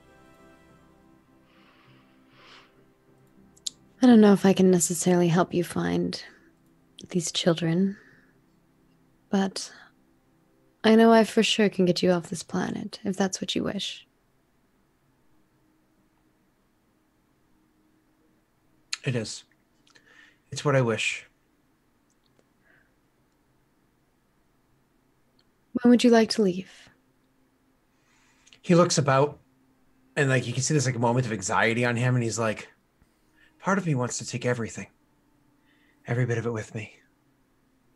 But another part says that if I take anything, it'll just continue piling up, and so I should leave it all behind. And so I'll do that. One pack. Give me some time to say goodbye to my creations, to gather my things. An hour, perhaps. Then you must do something for me. He nods. Remove the footage of me and give me a copy of the footage that you found here a year ago. I'll need a little bit more time than what I had originally requested. Perhaps nightfall. I'll join you at your ship across the valley, and I'll have done exactly as you had asked. She nods. Kuka tugs on the guy's clothing. He looks down. Yes. Arison give Kuka freedom. He looks back to you. Aris looks back to Kuka and says, so at one point you were a slave. Kuka, I'm not a slave. Not now, but before. Kuka, I'm a slave. Explains the conditioning. I'm sorry that you experienced that. She tugs on his clothes again. He nods. Arison, Kuka's best friend. I can see why. He looks up at Aris and says, she seems to have a softness to her. If only he knew. Oh, poor guy. Only the one. the only person I've ever seen. Sierra. She smiles at him and then looks down at Kuka and smiles. Big Kuka smiles and just looks back and forth between the two. Is this our new daddy? Oh, God. A couple hours we later, do both have tentacle bits, so. a couple hours later, he does meet you back on your ship. And when he meets you back on the vessel, he looks to you and says, I have here the data chip with the copy of the footage that you were asking for. She puts out her hand for him to place it in. Mm-hmm. Does so. And she takes it and pockets it in one of her pouches. As for the destruction of the rest of the footage that you were asking. And he actually holds up a small device. It's one like you've never seen before. Must have been his own creation. And he speaks into it. Again, it's like kind of like whistling noise that he does. It's a little strange, but it definitely rings to you as binary. Like you can kind of understand it. And immediately, all those trap doors, like all of a sudden the piles of Captain, as like all the trap doors pop up at once, and every single one of them has at least one battle droid inside of it. And like they all stand up and turn in unison towards the actual ship that it was at beforehand and just open fire. Until the entire place just starts exploding from the blasts that are happening from the various explosive devices. All those robot bits. Trig is crying. and eventually, some small explosion on the inside hits the reactor itself, which is very unstable, and the reactor itself. But not before, of course, the pilot, who was already freaking out a little bit, has taken off and started flying away. And you guys are able to see like the sky in front of you light up as the explosion behind you is so large, it consumes his home before, any footage that may have been there, and all the droids that he's worked on for the past few decades. That's Sweet. really sad. He doesn't watch. You guys are finally in the skies again. You have a quick meeting that you needed to do with, you of course inform him. You have a quick Yeah, I meeting did. to do. Colton or whatever, send me back the money, or send me the money for the half. You got the money? Was there any RP that you needed to have with the assassin? Or were you more or less just giving the money to Bryn? No, I was just gonna give the money to Bryn, and it's kind of more of just so that she got more FaceTime with them for like where everything's fine type of thing. Awesome. And then you take to the stars. Your pilot's plugging in astrogation. So far, ding, ding, ding, ding, ding. It's a nice, easy astrogation. It's a very simple jump getting to Christophsis. From Christophsis to the Coruscant area. And the stars start to streak around you. You guys find yourself in hyperspace. The next week or so, it takes actually, it's I think a week, because you're like core to outer rim is where you're traveling, but it's across a major lane. The next week or so it is, but it takes you to travel that distance. It's not a huge vessel. It's a bit luxury. The new member of your crew kind of keeps to himself as he sits there tinkering on a particular remote that he has brought with him. His pack that he brought was a bit filled. It's filled with tools and a handful of small droids, but nothing particularly large, nothing, no battle droids or anything like that as far as you can tell, just small little bits here and there. And he's tinkering on this one in particular one for a considerable amount of time. The pilot tries to be friendly with him. He's not rude back to the pilot, but clearly contemplative. It's one of those things where Eris probably gives him his space too, but Kuka, who's more of like the watch from the distance curious type, realizes what he's given up, everything he just sacrificed to be on the ship, is probably considerable for him. And so he's probably taking his time because, he's got to come to terms with the new life he's just chosen to live. Oh, Kuka would immediately introduce the new crew member to Sira. Sira here or Sira back on the ship? The actual ship? Sira goes everywhere. Okay. So, and he would actually be tentative around Sira, not being familiar with felines in general. But later on, he would actually open up to a considerable amount.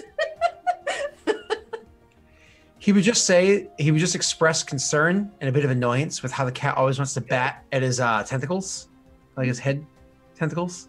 But overall, it's like, oh, the thing's cute. I think Kuka would laugh at that and find joy in it. Would think that it was kind of funny and cute.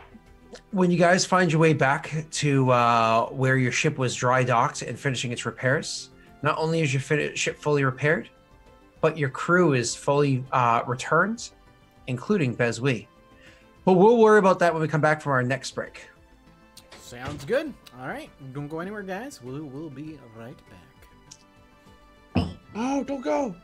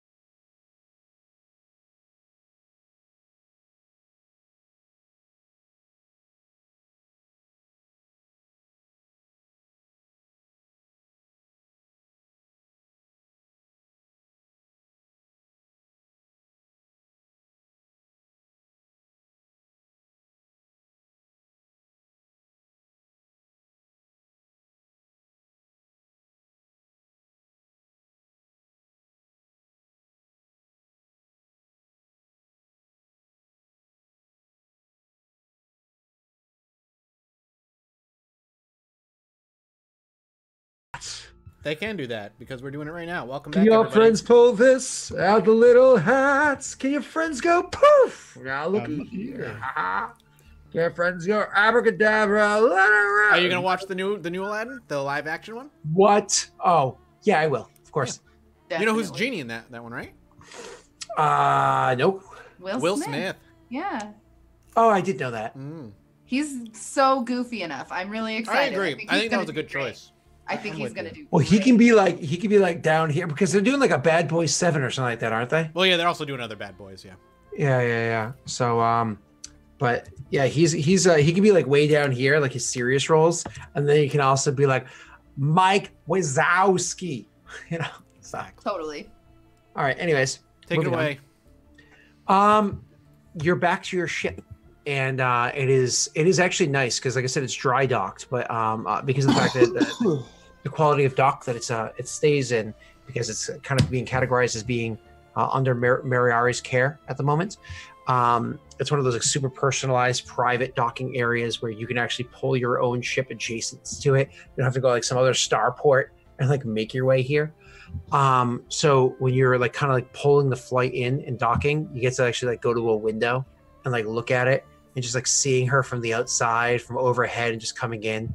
All of the scratches finally removed, all of the hull finally put back in place, everything back together. The paint is fresh, and it's so nice to see her in one piece again. Even though she's never been named, she's still beautiful. This ship that your temporary, your loner. You mean my ship? Correct.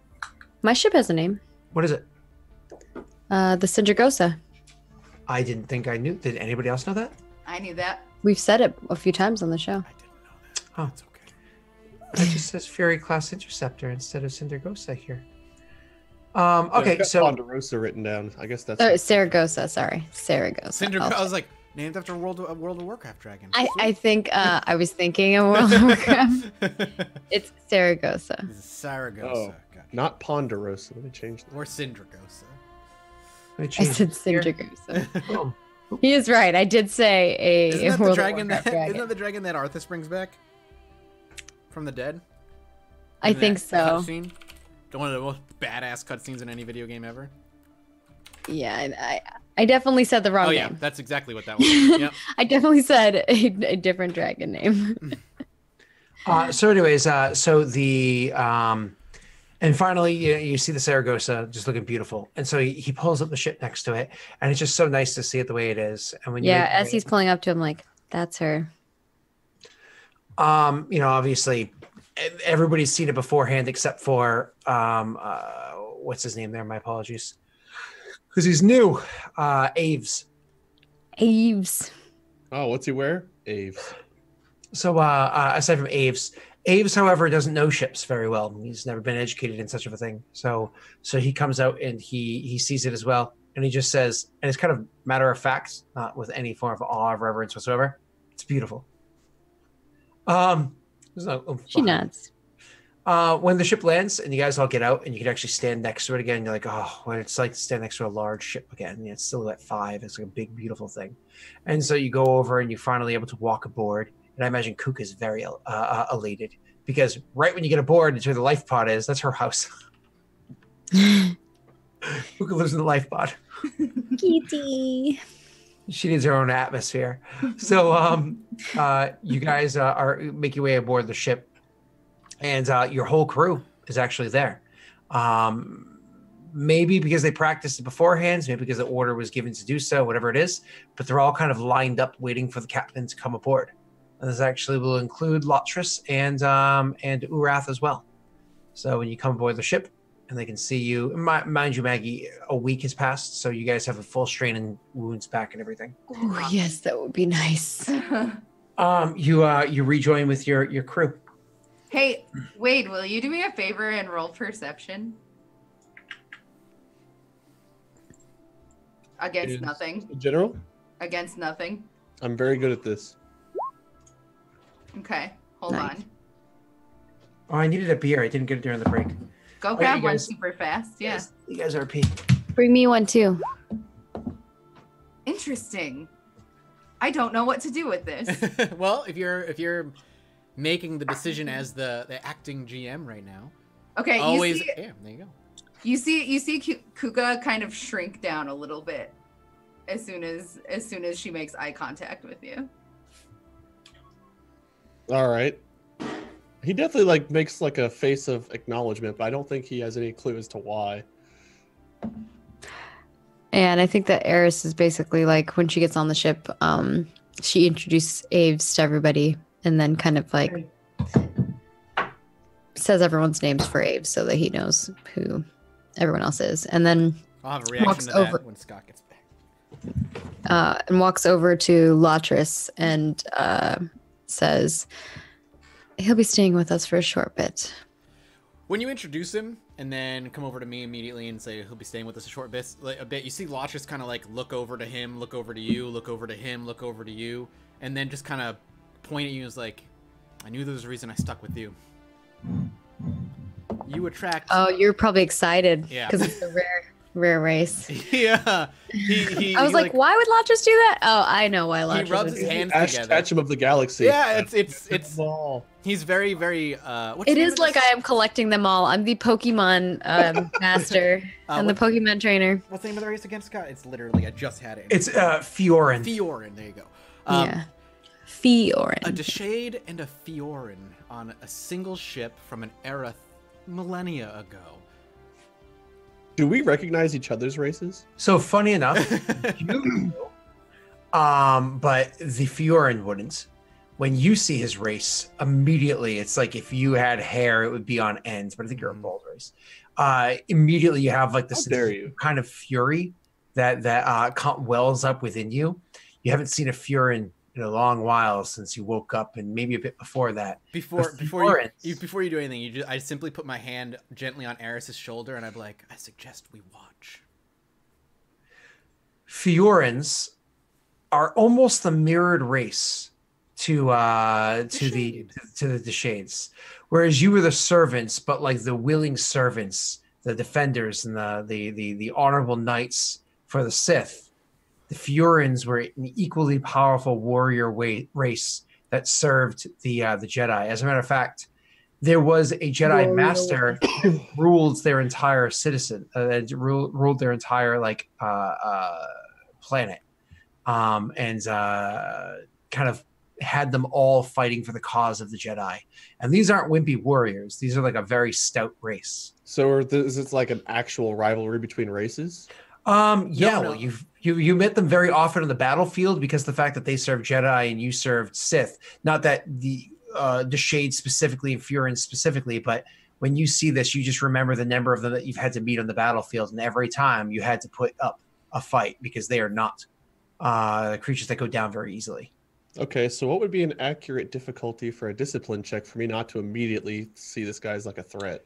Honestly, because of the fact that you understands that it's been a long while, but you're dealing with some primal urges, I would say it's an easy. However, I would give you 3 black dice because of the. You agree with that, Mike? Yeah, I think the black. I'm assuming in your mind the black dice are representing his primal instinct. Exactly. I'd say that. I'd do something similar, I think. Right. But you know what, though, Wade? You know what, though? He's gonna spend a. Why don't we upgrade that black die? No, sorry, that red purple die. Sure, I'm good with it. Oh, unfortunate. Oh. Those black die really came into play. Mm-hmm. Yeah, they did. Mm-hmm. Okay, so let me see here. With discipline, how would you like to spend your advantage? I can get additional insight into the situation. I don't really have anything else to do with it. Or I could pass a blue, I guess.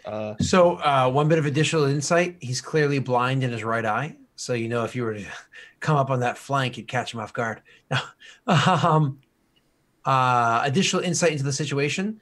So clearly you're about to act the way you want to act. But one of the things that you can clearly tell, just immediately scanning your opponent, looking for the weaknesses, they are just a naturally powerful race, a very strong race.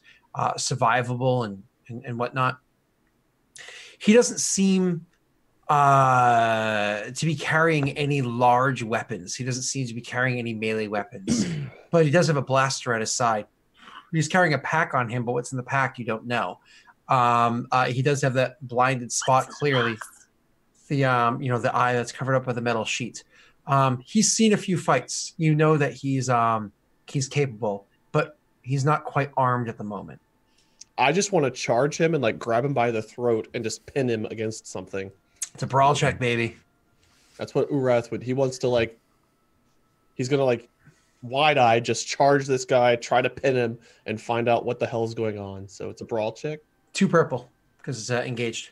Wait, what else if Kuka had tackled Urath's legs and been like, no! Well, you would. This happened so quickly, you wouldn't have been able to see This is it. basically a surprise round. Because the only people that can are do- aware. You can grab his leg afterwards, though. Okay. Well, I sure do something. So you rush up and you try to so you rush up and you grab the guy and you literally try to grab him by the throat and push him back a few steps and lift him up by the throat. Now He can actually Kuka run over? instinctively gets an arm up in the way to stop your hand as you do it. And so you actually do push him back a few steps as he stumbles back a few steps, not prepared for the attack, and has to turn his head awkwardly somewhat to the side to see what's going on directly in front of him because the method that you use to come at him. And as I said, he does lose his balance a bit and take a couple steps back, but you're not able to get him by the throat. You're not able to lift him. You know what I mean? Now it's one of those, he's able to react back and everything, but kind of everybody's able to react right now. So Yeah. if I want to Kuka yell as I was charging. I want to yell, Eris, what is this foul creature doing on board? Yeah, Kuka at this point runs up and she latches to one of your legs, Urath. It's like, no! So as Kuka latches to the leg, kind of rushes up and latches to the leg, he's going to take that moment to react himself. And give me 1 second because again, sorry, two different campaigns at the moment.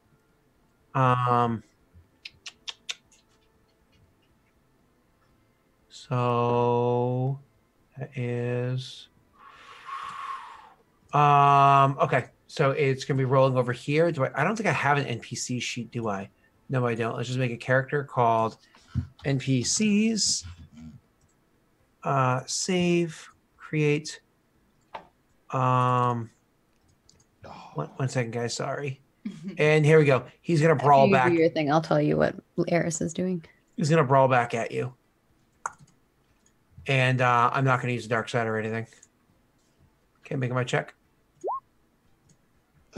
You're both having a rough go. So he throws a fist back. So as you get his arm, he drops the pack that he was holding behind him, and will swing a fist around to hit you down the gut area. One of those try to wind you with a fist. And unfortunately, he doesn't actually harm you. But I am going to use that advantage to effectively wind you, more or less giving you a black die on your next roll. Okay. Kuka leaps from his leg to Aves' leg and is like, no! Latris just watches. Eris will look at Latris, give him a smile, and then step forward and kind of get. I'm guessing these two are kind of going at it like this. She's going to stand on the other side of them and kind of stand in front of them. And I'd like to, if I can, make them both roll a fear check. Ooh, okay. So it's discipline against what? It is discipline or cool check on their end. And it will be 2 purple. Okay. And so then whatever else you think is. For the moments, what is before I apply any other dice, what is are you just standing there giving a teacher's disapproving look? She has this image of I suddenly got this image of Lucy Liu in Charlie's Angels when she was in the planet teacher. For So Eris, random. Yeah, she's kind of just she has her hand up and she's she looks like she's about to say something. Okay, so I'll make my check. Wade, 2 purple. So oddly enough, before this started, I got a new toy, Confidence, which decreases the difficulty of discipline checks to avoid fear by 1 per rank of confidence. Well, Plus, I don't know who else you're going to use that against other than me. well, I feel like it's good for him though. Like it made sense for him to have. No, it. it makes sense. It's just really funny. Oh, But fear I checks are bought coming to that. place when you're actually losing fights and whatnot. Well, I've got. Oh the yeah, that's fear. true. When you have to run away, that's true. So I've got that, and I've also got a natural upgrade difficulty of discipline checks to affect a Deshay with force power by 1. So It's only cool if it says discipline or cool if mentally prepared, but he's not mentally prepared, so discipline, yeah. So her difficulty for you is going to go up by 1, and you're going to get an upgrade. And I reduce what was the thing I read? I decrease difficulty of discipline checks to avoid fear by 1. Have fun. So I'm rolling discipline and increasing my thing. Is that right? So, You're upgrading your side, downgrading her side. Yep. Okay, so she'll just apply downgrading, And then I'll apply upgrade for me. Aves No, she's rolling nothing. You're rolling against 2 purple, and you add your upgrade and downgrade. Oh. Yep. Gotcha. Yeah, and then Aves will also roll. Yep. I'm just waiting for a Wade. Downgrade on her, upgrade on me. 2 purple, right? Mm-hmm. Should be pretty easy for you to. Wow, you think it would have been, but Yeah. So Aves is not afraid of it. However, it does distract him enough that it's going to apply a black die to him on his next attack roll. how does he roll that shit and I roll this shit? What is this? Is shit? Listen, Kuka saw a 4 purple hiding robot thing. Miracles do happen. And They happen and way too often in Star Wars. how would you like your advantage to be spent, sir? Disadvantage, you mean? Winning like Oh, a fucking champ. That's how I want to spend it. Want to disregard that black die that you just acquired? Neutralize. Yeah, I mean, sure. Yeah. Yeah. Kind of like one of those, the fear of a Sith-like character being next to you emboldens you. The way I'm going to interpret this. At first he's like scared, but then he's like, yeah. We won the fight and we will again. That's The way I'm going to interpret this happening is he doesn't resist it because he is totally flashback to like the way things were in the past, and he sees an enemy in front of him, and then he failed to properly grapple the enemy, and he feels this fear, but he thinks it's him being punished by whatever Sith he's with for failing to take out his opponent immediately. It's a fear of the failure of the grapple he just tried to make. Yeah. Anybody else do anything? Go ahead. Kuka is squeezing his legs together, by the way. Who, Urath? No, Aves. Aves tried to hit Urath. He'll take a black die. He'll take a That black name die. is so, I pictured him as like the green Star Wars Jedi guy but with sunglasses on. This name is Lotris will just kind of gently say in the back of all of as everybody's kind of doing their thing. Now, Urath, you're from a time long past. Do you truly think he's also from your same time? It's more likely he has no idea who or even what you are. Urath will take a moment. I'm sorry for this outburst. Instinct kicked in. Eris like has her hand up and kind of like puts it, like starts collapsing it and is like, it's okay. It's fine. The two of you will have to get used to each other's presence, as I'm sure Aves will be joining us for quite some time. Did he show like any recollection when he looked at me for the first time that I noticed? Aves looks at Eris when she speaks, then looks back at you and it looks to Lotris, because what Lotris had said before, then looks to you and says, I don't know what that was, but I know the look of a man who's being chased by a cracking whip. I imagine it was instinct out of fear. You're forgiven. He picks up his pack and then looks to Eris and says, do I have a room? Kuka, let's go. I look at the both of them for a moment. She still has a grin on her face, like she's enjoying every bit of the tension that's in the room, which is probably creepy and uncomfortable for everyone else. And she's like, yeah, you'll be on the bunk above. Well, actually, how many, like, there's a few of them that are all in that room, right? Yeah. You got, He's like Lotris and Bez. We still have Bezwe, right? yeah, Bezwe's still there. Yeah, I'll say it in the bed above Beswie. Okay. Or the bunk above him. Nods. And unless like you try to keep him there, he'll just go try to find, or somebody will direct him to where those rooms are. Or Beswie will lead him off. As he walks off, sounds like the captain gave him an order, so the Beswie will just follow it. As he walks off, Latris will then kind of poignantly just turn to Eris. Where'd you find him? In an old abandoned ship. Funny enough, he blew it up. I didn't even have to ask. What do you know about him? Not as much as I wish I did. I think he was a slave to the Empire. Oh, interesting. I found him on some old abandoned military bases. On a ship that looked like it was meant for space travel, not planetary. But it didn't look like it got very far. Seemed like it crashed out in that field. That would make sense. Do you know what he is? His species, specifically? She kind of like looks through the door as if like he was there, but he's not. And then looks back at Latris. I'm not sure, but I'm intrigued. I'm sure Urath does as well, but he is a... She smiles as you say that. He is And Wade's like, No don't duh. ask me. Urath is so livid and embarrassed, and even more livid because he's embarrassed. It's a bad combo for you. Yeah, he just keeps getting increasingly angry the more he like thinks about what just went down and how he failed at everything he was trying to do. Yes, Latris continues. He just says, he is a Fioran. Does that name ring a bell? I imagine not. No. Oh, it rings a bell. I'm sure it does. Though they're not what you remember. What I know of them is bits and pieces. Let me at least give you what I know so you're not as worried.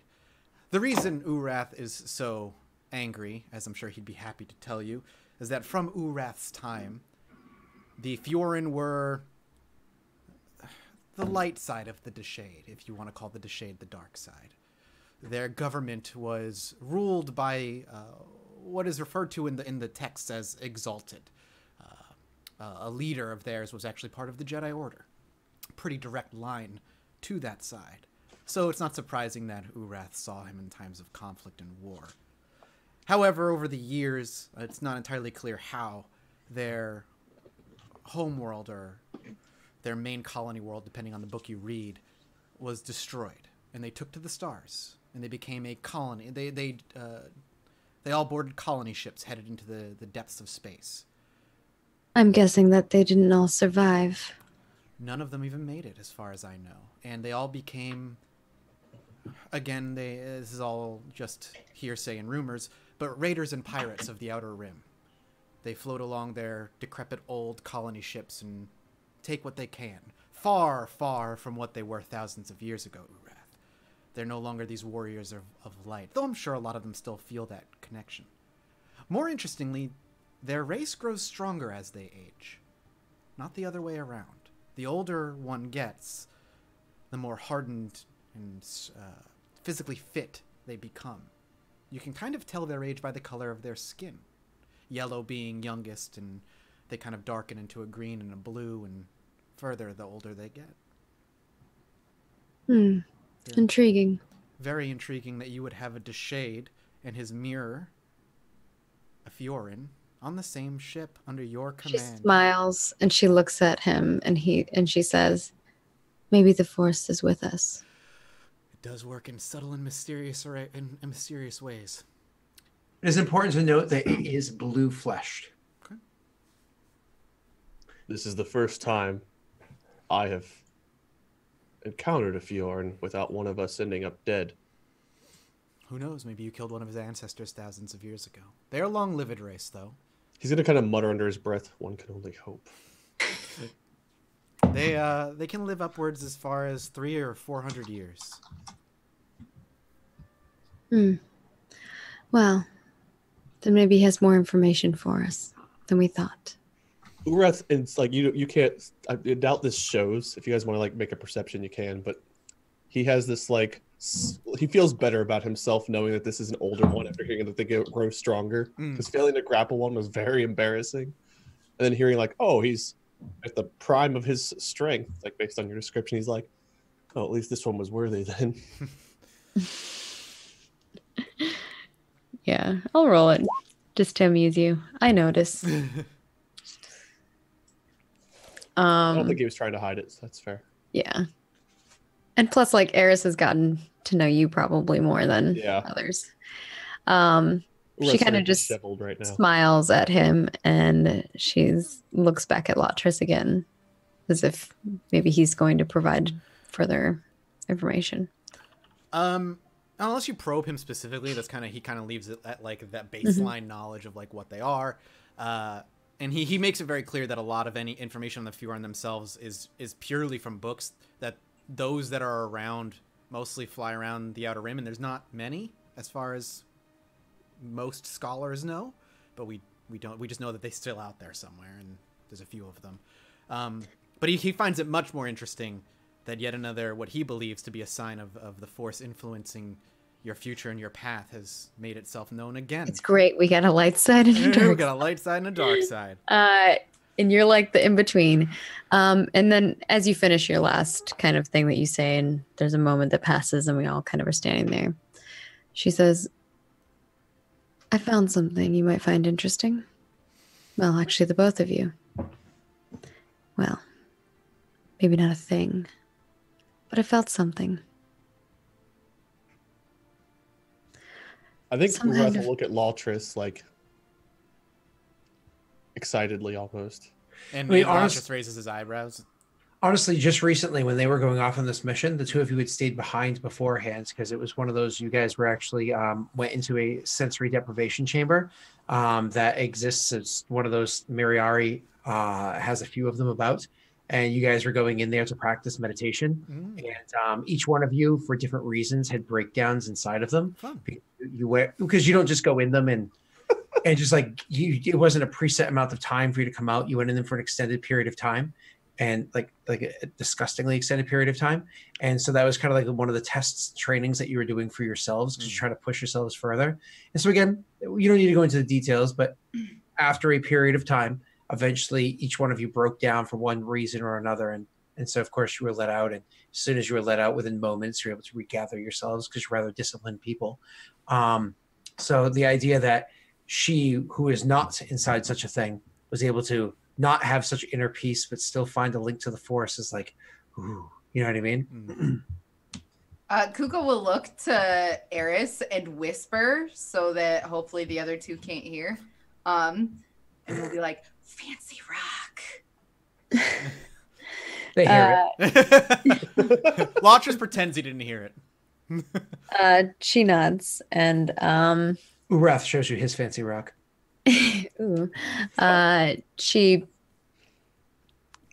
looks to the two of them, back up at the two of them, and says,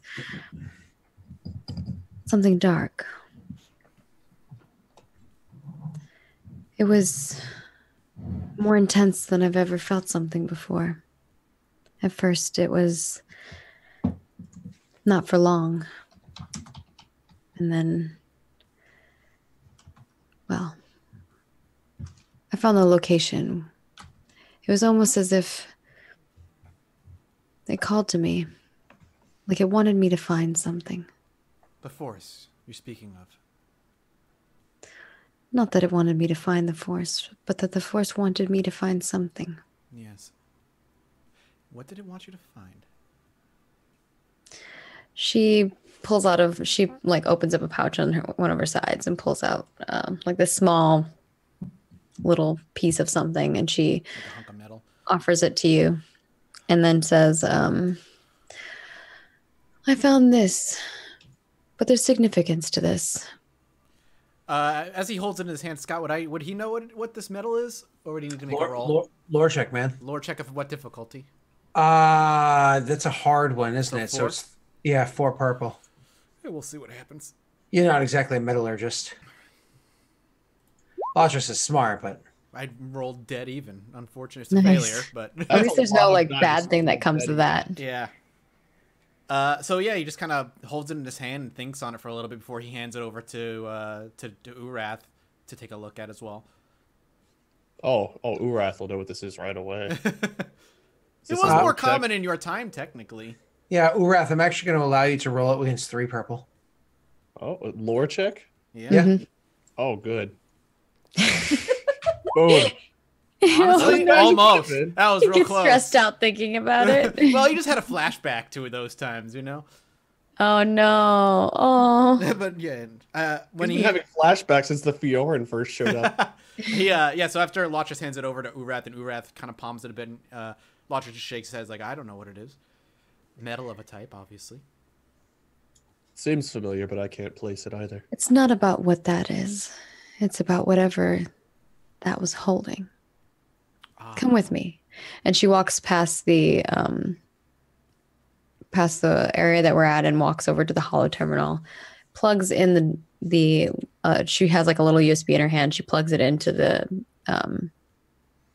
terminal, and on it you see this video, and she hits play and you watch it play out, and you see these 2 guys talking, and she kind of fast forwards from that part, and you see what happened. The scene of the human and the Bothan, and then the droid grabbing it once the box broke in half. When the box breaks in half and the droid grabs it and kind of walks away with it, Lotris, like, wide-eyed, takes a step forward. He's like, rewind that and pause. She does so. While it's rewinding, Kuka looks at Urath and goes, force him like rock him, fancy.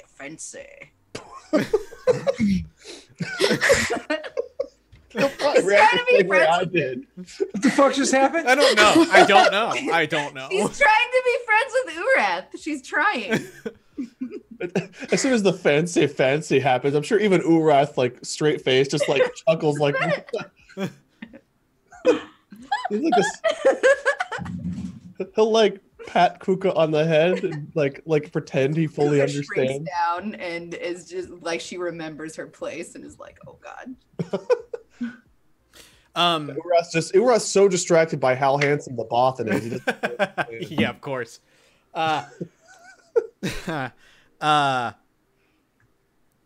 Gotta get back into the headspace. Sorry. I was in a dramatic headspace. I think both Lotris and Eris both look down over at Kuka, and Urath is looking down at her. So you pause it there, and Lotris kind of like slams like a very unceremoniously finger pointed through the hologram, like in the little object that's being picked up by a droid. Yeah. Probably paused at its midair. He's like, that. Was that there? I wish. Urath, I'm sure, knows what that item is too, right? Like, he recognizes that. Well, we all know what it is. Debatable if you know what it is. Because I've seen a holocron before. Right. So there's the light side holocron, which are blue cubes. The dark side holocrons, which are red pyramids. This is neither. It's a hexagon that's colorless. Oh, so would Urath recognize that? You might not. Aris might, but Urath probably does not. Urath would probably have never had any of the neutral looking ones. Yeah, I don't know. That's up to you. I think Eris just assumes it's like another holocron type object. For the first time, you actually see Lotris kind of loses cool. His face goes from like that of desperation to anger as he swings back to the console and just kind of runs his hand across like the entire console and just kind of screams in frustration, just like, fuck! And like, as the holocron probably... Eris like she smiles as you're getting frustrated, which is creepy. Yeah. But then when you hit the console, she like kind of like grabs your hand and she's like, she didn't do anything to you. She's talking about the ship. Yeah. He's kind of breathing heavy. He's like, that is what we're after. That is a holocron. That isn't a holocron of the Sith or the Jedi. It is a holocron that sits in the middle. Rarer than that of both. And that, did I recognize the Magna Guard droid? Scott, do you want me to make a roll? I assume it's something I would have studied, but... No, because you're old, so yeah, you do. Oh, yeah. And I'm like, and that is a Magna Guard droid holding it. Sorry to point out the obvious, but there's also 2 Force users. When you say that, actually, Lotris kind of takes a step back. He's like, "You're right. You're right." This is actually where M3M12M steps in and says, well, certainly that is true. It is not as though either of them are particularly practiced. And actually walks over to the footage and rewinds it and then presses play when it's focusing on the Bothan's face and says, look at the level of surprise and almost anguish in this one's face. It does not know what is going on. This was his awakening. Eris smiles and says, better for me then. If they're new, that means I have a better chance. How old was this footage? This footage is a year old. About a year old at this point. The person that knows better about this footage than anybody else is in the other room going, oh, which bunk is mine? Yeah. He's Fury now? His pants are off! No! Either way, it's in the hands of a droid that is built specifically to take down trained Force users. How much footage do we have of them? Or how much have we seen of them? Just the I imagine fight? it's just this. Yeah. Oh, unfortunately, the footage that he actually had for that whole kind of like area is pretty extensive. There's even clips of footage, like there's one particular remote that was following the two of them searching rah, rah, throughout the woods. Like it's actually pretty extensive, but so it's going to take a while to consume it all. But yeah. But I guess whenever she's looking at it, she's like, wait, does it even show the ending? What do you mean? Where does this hologram end? Where does this what bit of scene footage... does it end on? Does it end on like the droid throwing their body like that particular remote was actually destroyed by a bit of cortosis that stabbed into it. So that's why it kind of like fizzed out very shortly thereafter. Oh, okay, gotcha. Yeah. We don't have any other footage after this event from them. Yeah, after that event, you see them searching for Rara. Okay, and that's where it ends. That's the last scene. So Lotris will turn to Eris. She looks disappointed whenever it gets to that part. Yeah. She's like, I was kind of hoping that droid would have taken care of them both. We have audio, though, so we heard the name Rara. Yeah. Heard the name Rara. You saw them searching for him. You even saw them go so far as to get back onto the ship, and the ship took off and flew off with the whole crew that was there together after like giving up the search for Rara. But that's where it ends. Like they don't see what transpires on the ship or out of the ship afterwards. So we have a lead, at least. We should find this person they were looking for. I hate that that's where we're at. That's all Scott gave us. That's not true. That's not all I gave. All right, am sound handsome. No, now we have a whole nother group of people trying to find this damn person. I hate that I made that conclusion, but why would I not? No. Well, Eris has more than just what was true. Yeah. Lotris runs both of his hands through his hair before he kind of brings him to his shoulder and kind of relaxes a bit. And he looks to Eris. Eris loves how frustrated you are. He looks to you now. She's reveling in it. More composed. He's like, the Force called you there specifically. Yes, and as soon as I picked up, and she kind of like points over at Urath again, who's still holding the stone or like the piece of the box. As soon as I touched that, I no longer felt the presence.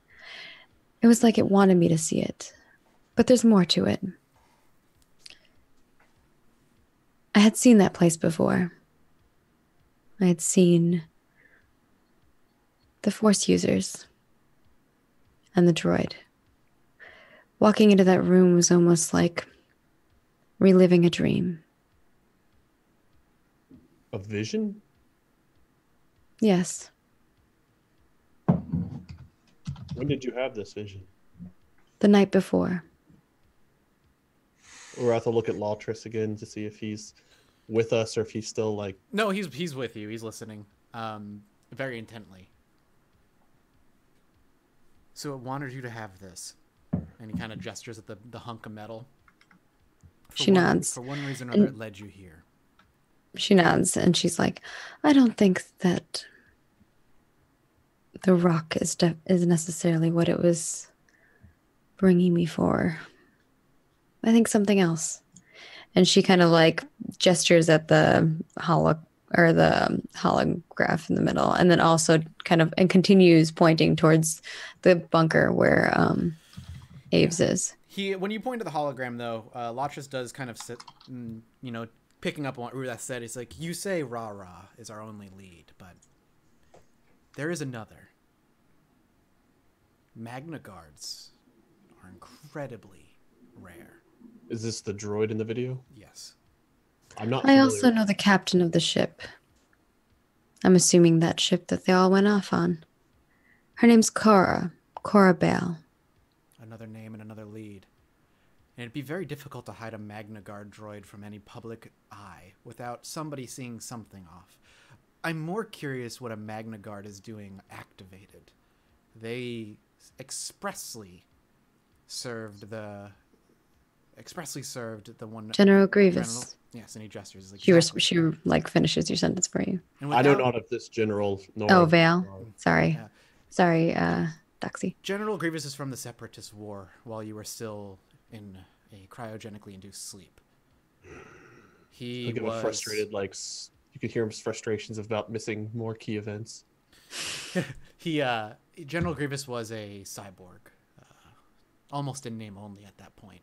But he too had been trained in combat with lightsabers, though he was not a Force user.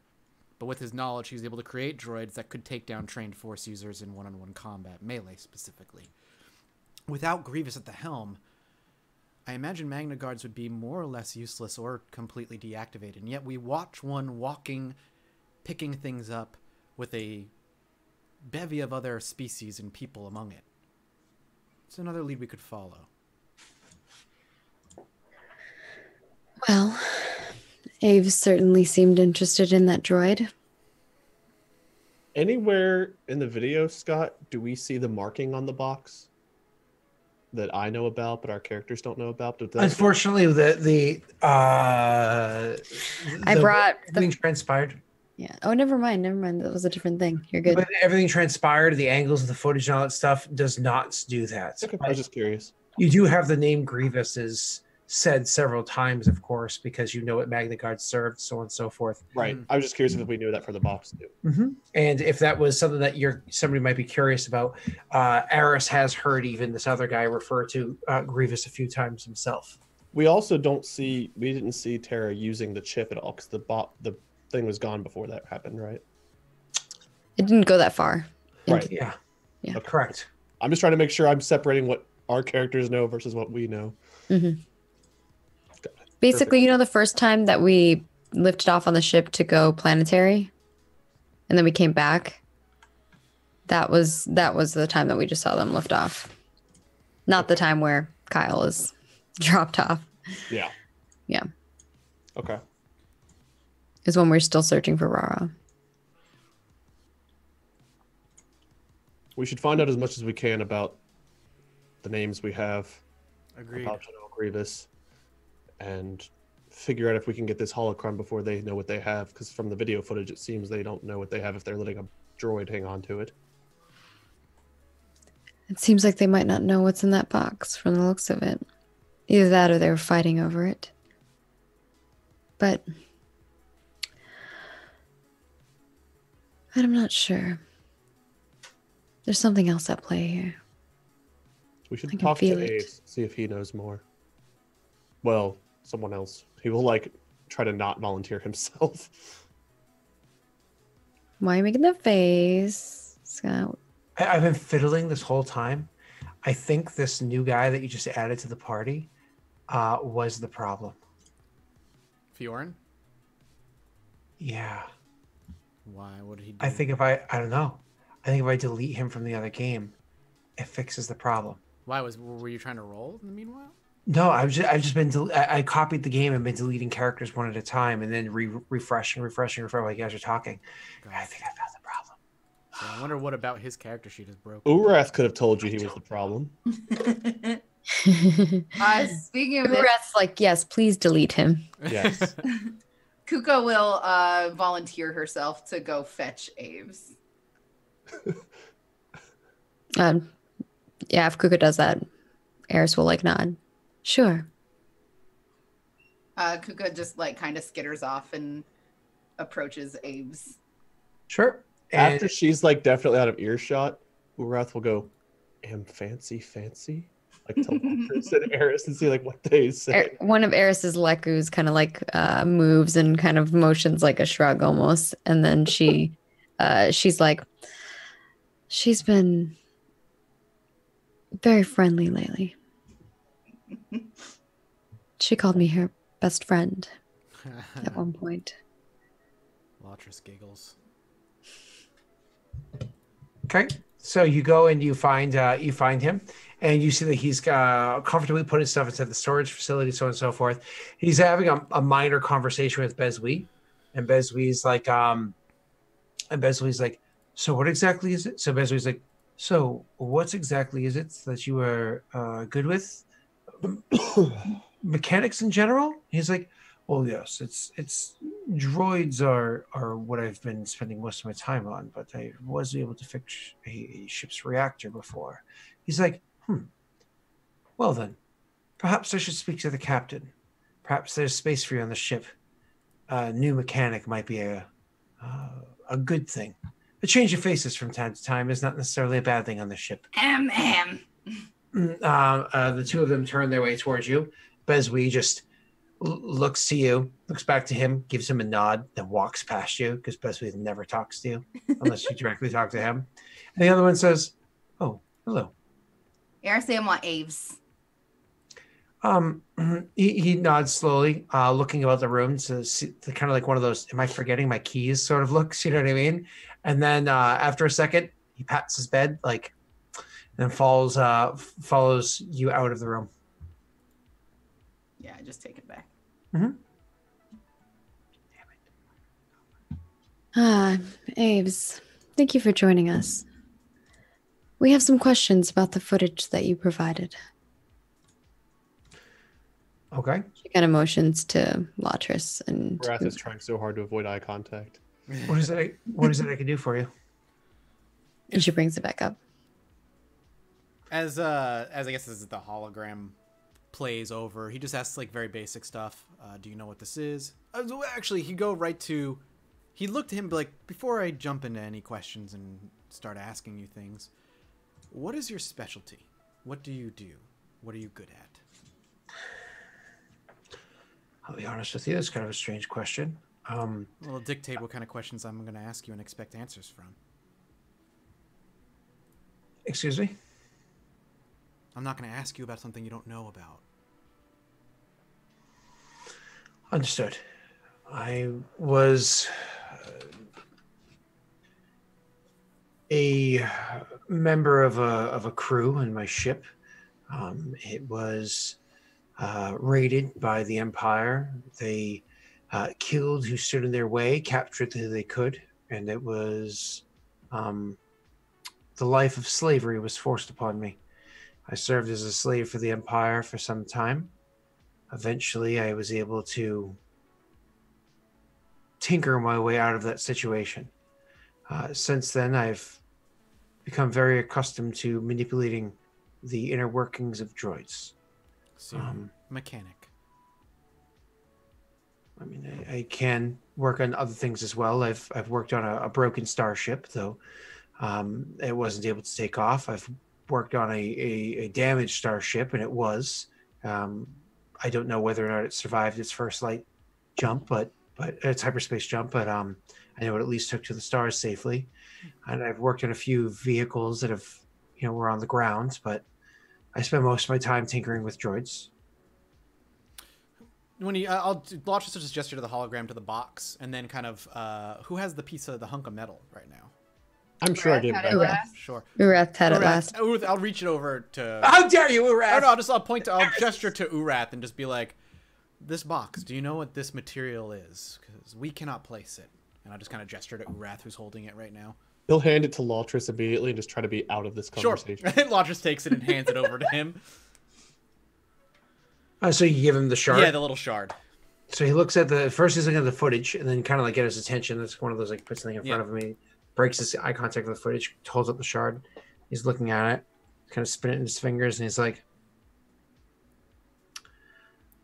Honestly, I'm not going to be able to tell you what it is without equipment. To me, it just looks like a hunk of metal with a funny color to it. What kind of equipment would you need? I may have the equipment that I need in my room. And then he looks about, like, kind of like looks to the ceiling and to a wall and whatnot. And he's like, and I'm sure your engineering bay might have the rest of the equipment that I'd need. You are welcome to have it, whatever you want. With supervision. Fury's still there. We still have Fury, right? Yep. He's still standing there, was listening to the entire conversation with no pants. Yeah. He's been there. God damn it. She points Launches turns around at like, Fury. oh yeah, go ahead. She points at Fury and is like, he can help you. Launches like looks over. He's like, has he been there the whole time? She looks at him and smiles and says, "Of course." I don't know if I like it better this way. And she looks back at she kind of looks around to everybody and she said, whatever material it is, they clearly didn't want us to find it. And she kind of like rewinds back to when they are like sweeping it up to kind of like take everything with them. While we lack all of the footage, however, this footage belongs to you, correct? It belongs to me now. He granted it to me for travel on this ship and to help him find his droids. Point being that you have probably seen what we have not many, many, many, many, many, many times. What do you know about these people? What was the entirety of the events that transpired here? I'm sure you watched all of it.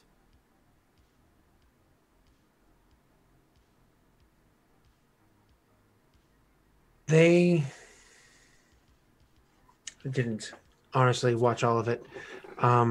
They were the most exciting of things going on at the time. I had my own projects, but they were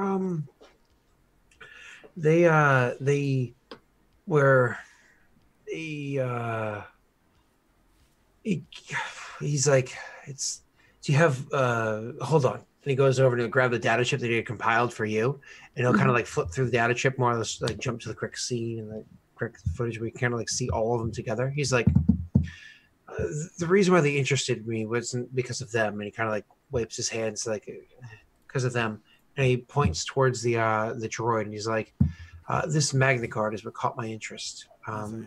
Yeah, caught mine as well. Why yours? He says, stopping his answering of the question and inquiring to you. Because a Magna Guard shouldn't be active without the leader at the helm, a general that has been dead for decades, as far as I know. See, the interesting thing about that is Magna Guards are programs to be,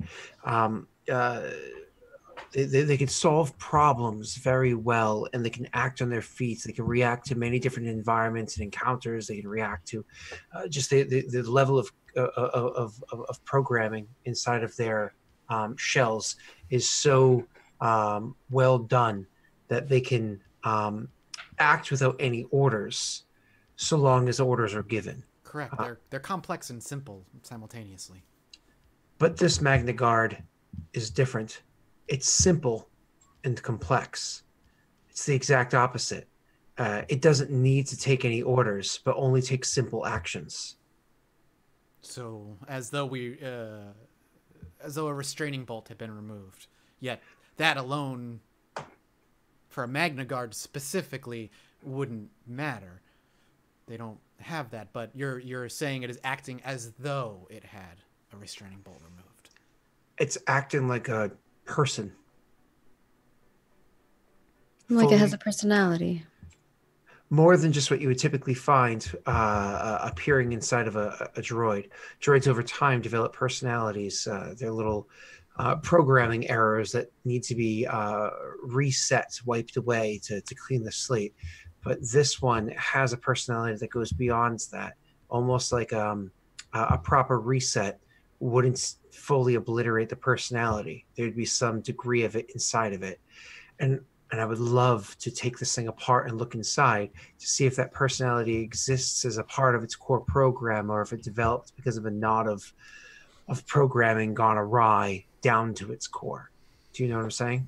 Lotris nods. He's like, well, I'm not as nearly as versed in these things as you are. What you're saying at least makes a surface level sense. Please understand that I'm speaking in layman's terms to you only because that's all I understand. I've never studied the theory of this. I've just learned it through practice. Self-taught. I think many of us on this ship would appreciate that. And he looks to Eris and then back. She nods and smiles, looks to him and says, we'll find the droid if we can, Aves. It's holding on to something that I want. And that's when he'll actually, like, almost instinctively, like, jump to a scene, the one where it picks up whatever it was that was on the ground, and says, this. That. Yes. I wait for him to talk, actually. If he says it, wait to I think see we both do. We both kind of... we both want to say something, but more see what he's going to say first. He holds up the shard and says, so this is the key then? And he says, looking to Eris, like knowingly. I'm not sure yet. I think there was something else that was the key. He was holding the, of course. Yeah, I know. Yeah. That's and that's what she says. Lotris will just gesture the hologram to the holocron in the hologram and just say, do you know what that is? That one, I honestly don't know. It's funny that these two people that have these Jedi powers seem to be so interested in it, but Jedi don't exactly exist anymore, not like they did back then. So perhaps it's connected to your species history and past. Are you? I was, truth be told, taken at not too old of an age from even the ship that I was aboard. I'm no fool why it was that my ship was raided, but I don't think that gave the Empire any rights to take all of us and turn us into lifelong slaves because of the actions of some on the ship. The Empire had a superiority complex. And Eris totally doesn't. Yeah, no. Is it awkward silence, like a palpable silence in the room? Yeah. Pretty much. I was gonna say something. It's gone. I don't know what it is. Yeah. I just know that these two Jedi were interested in getting it. Do you know what happened to the Jedi? Did you see them leave the ship? Or leave the planet? The remote that took this footage sustained a small amount of damage. I had to power down because of a battery leak. Because of a battery leak. So I was not able to get any more footage beyond what it was that I had shown to you beforehand and what you see here. But I do know that at some point... I want to spend a light side point for him to remember something of significance for us here. Okay. He says, well, it's... And then he tells her, and then she's like, "Why'd you hold that from me?" and kills him. He's like, she gets the dark side point back, yay! So no, he goes, well, the one on the ground here, and he points towards the human. Okay, we all look. That one's name is Rara. I know that because of the footage of them following through the woods and trying to find him. Yeah, we saw that footage, them yelling for him. Perhaps he wasn't one of their companions if they were fighting over this box. Well, he stayed with them for a period of time, but then he disappeared. And I know that there was a questioning. I didn't have any footage for it, just an audio file of them questioning the droid. T3R4 is its name. Questioning the droid as to what had happened. The droid sounded... I'm sorry, Eris. I didn't want to share this with you. She kind of looks at him questioningly. And why did you not want to share this with me? The droid coughed.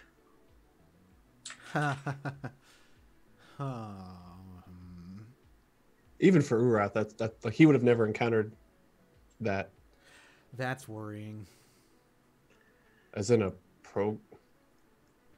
He's like he starts to talk and then stops because he like can't even fathom why a droid would ever cough. It's not even just that the droid coughed.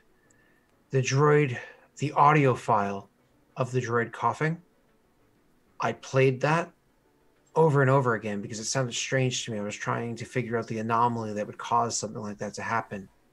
And you should have seen how a few of the droids that were in my shop reacted to it. They knew that cough. And that reminded me of what I had heard beforehand. Rumors of enemies in the battlefield. That was no simple cough, and that was no... A Magna Guard droid belonging to General Grievous coughed. That is a cause for many alarm. Well, I lost many droids that day. If there's footage of the holocron being picked up, do we have footage of Terra grabbing that piece of thing on the ground? No? Okay. No, because again, the thing broke almost immediately afterwards. Okay. Oh. Yeah, we just saw the Magna Guard grab something, but we don't know what it was. Oh, that's right. Terra caught the holocron as it was falling. She had to stop and pick up the other piece, right? Yeah. Okay. Funnily enough, I don't know if it's a good thing or a bad thing. I lost many droids that day. I'm not so foolish as to say that this droid was doing some form of transformation that doesn't seem possible for droid Is programming. this why you wanted to see this droid? It's one of the many reasons. But it's... What do you all know about this cough that I do not know? Why would a droid cough? Is there a droid illness? No. We all kind of look at him. No, there's no droid illness. General Grievous, as I said, he was a cyborg, and almost name alone. I say that because the biological aspects of him were minimal at that point. Lungs, brain, eye, but everything else, eyes rather, everything else had been destroyed through his training with some user of lightsabers at its time. The name escapes me. But in that, he suffered many an injury. And on the battlefield, though he was adept and quick, he was almost completely robotic, with the exception of his respiratory system. A very damaged respiratory system. So are you saying that you think that This droid was imitating? T3R4 is, well, General Grievous? I don't think I would go that far. That's a jump. But She looks at Aves. I also think that that's a technological impossibility.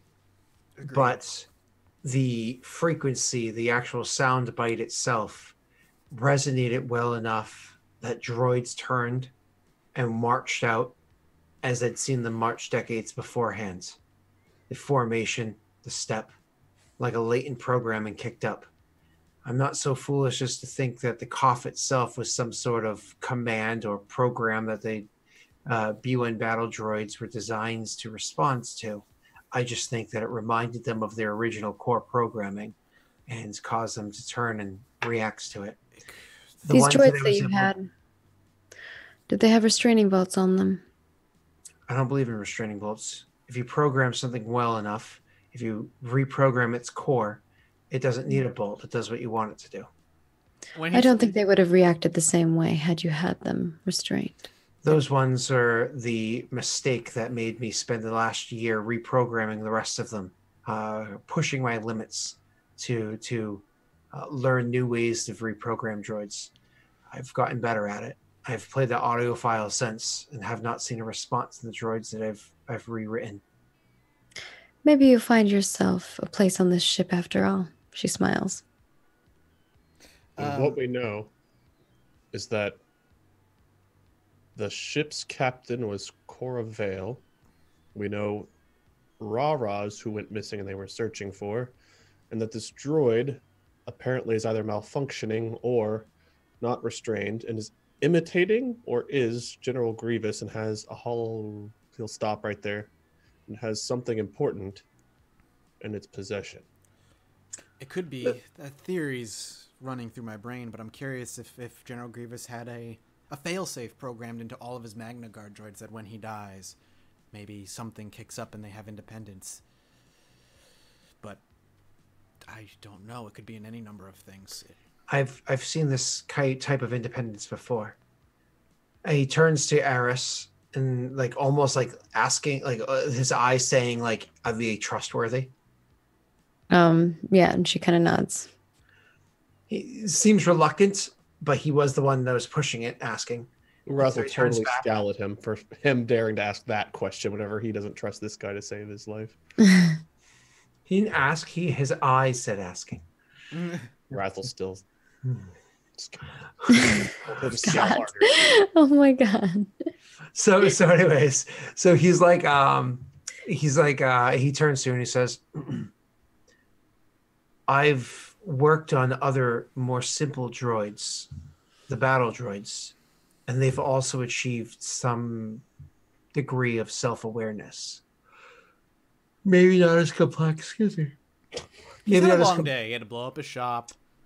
Maybe not as complex as the Magna Guard, because B1 battle droids work off of each other as much as they do themselves. They lend processing between each other, as well as typically a mothership will provide most of the processing they need to function well.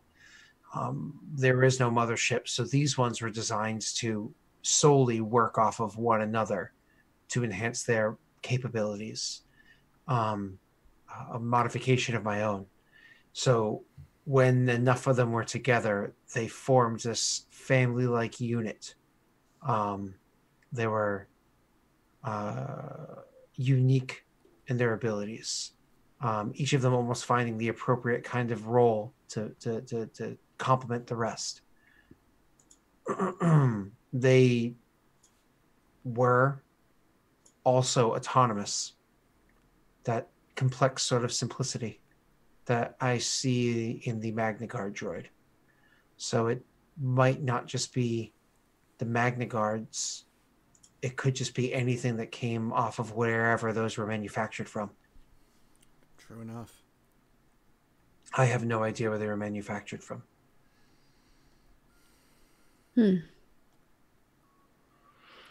Perhaps something we can figure out.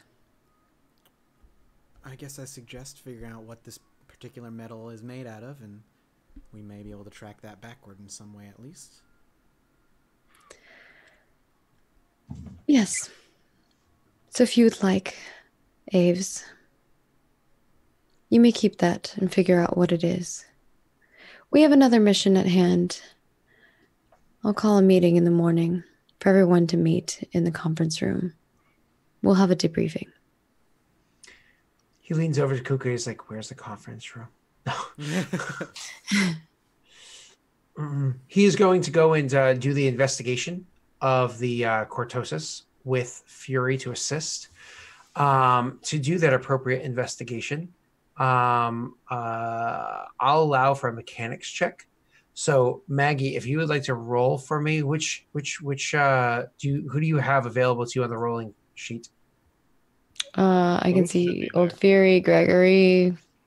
If you get a Fury, increase his skill level by 1 from a 2 to a 3, add a blue die, and roll against, 5 purple, Mike?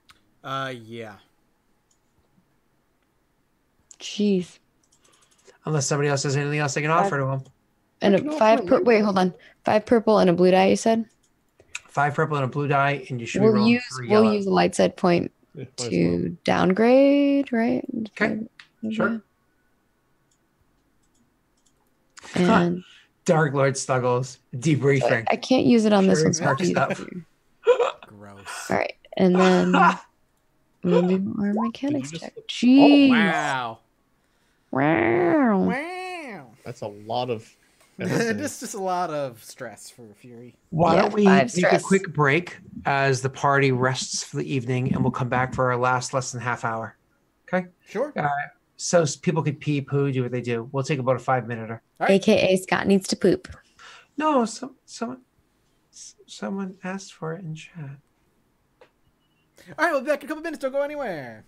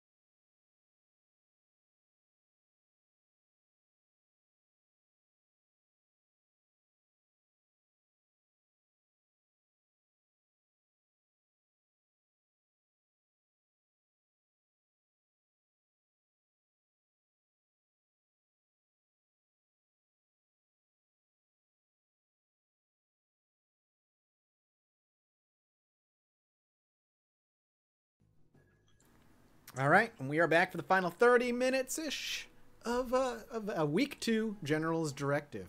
It feels good. Doesn't it feel good, Scott, to line up the timelines? Before we go live with this, I'm loving it. I seriously love that. Like, Eris saw Tara, and that like the whole vision that I had of the 3 people, and it's just like, oh, it's so good. My one regret is Scott had a horrible description of the handsome Bothan that we saw.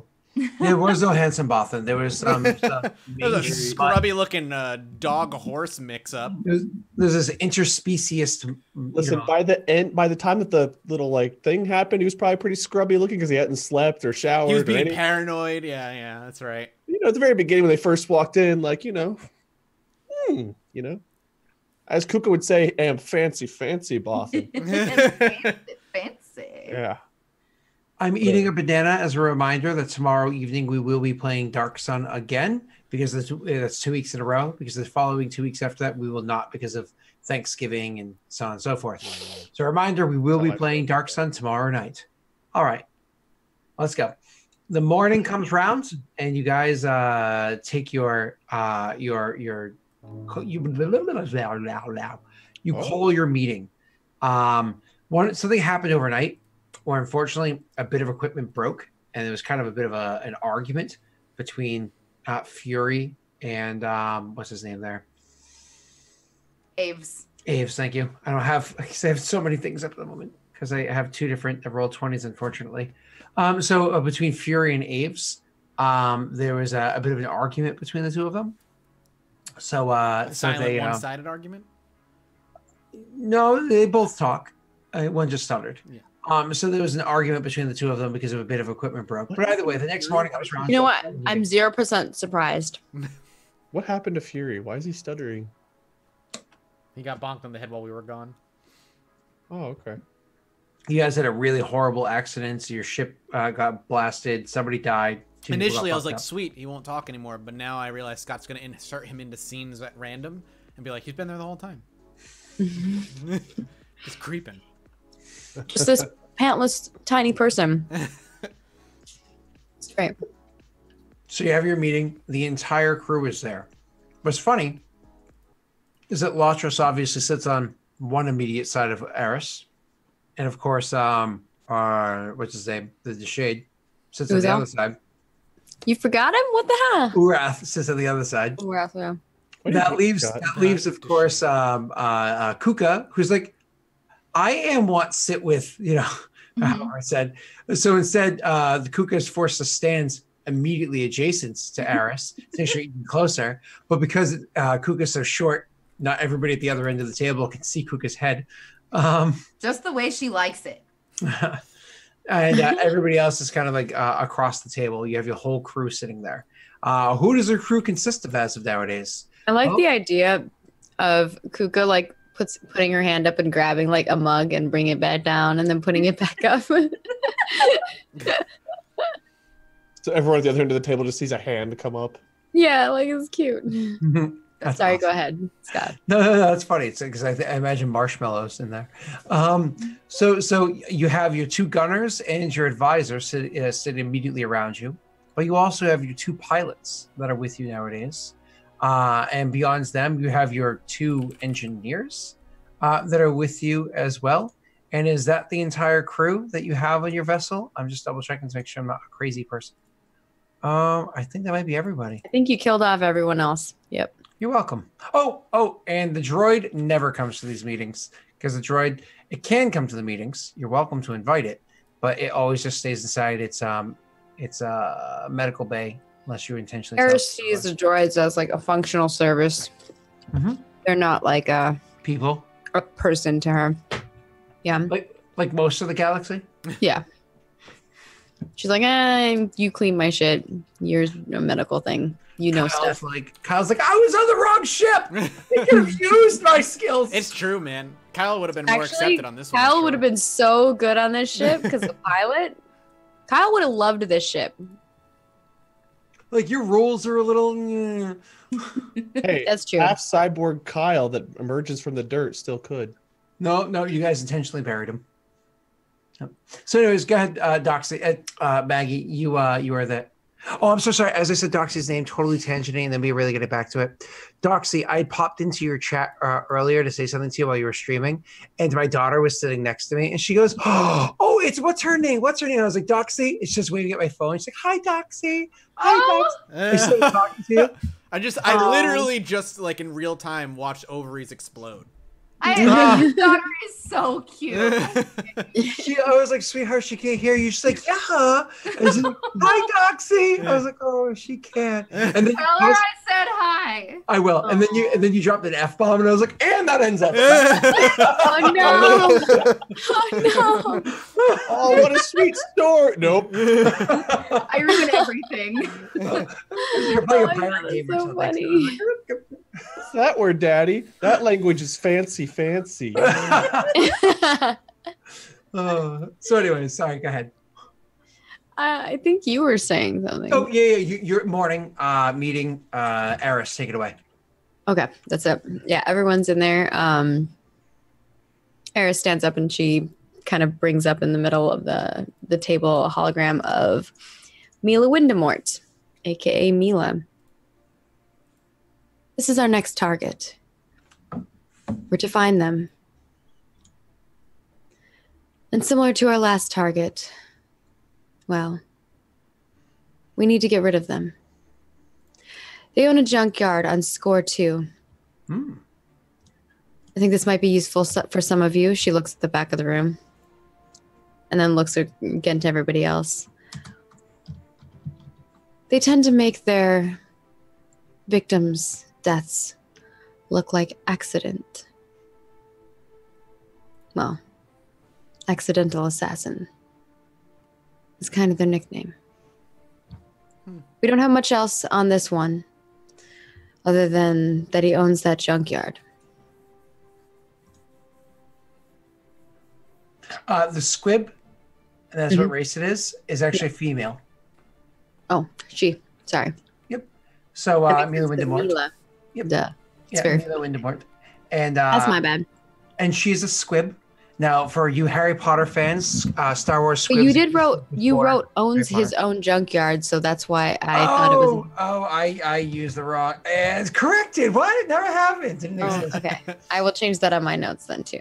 Can I have a link to those notes again, or where were those? I can't. Open up Discord and my personal link to you there, Wade. It's right amongst all the pictures of my chest I hair. tried to hide you at all times there. Yeah. So anyways, and a squib, just as a reminder for those of you peoples out there that don't know what they are also a dog-like or almost like squirrel-like race. They are not much taller or shorter than Kuka.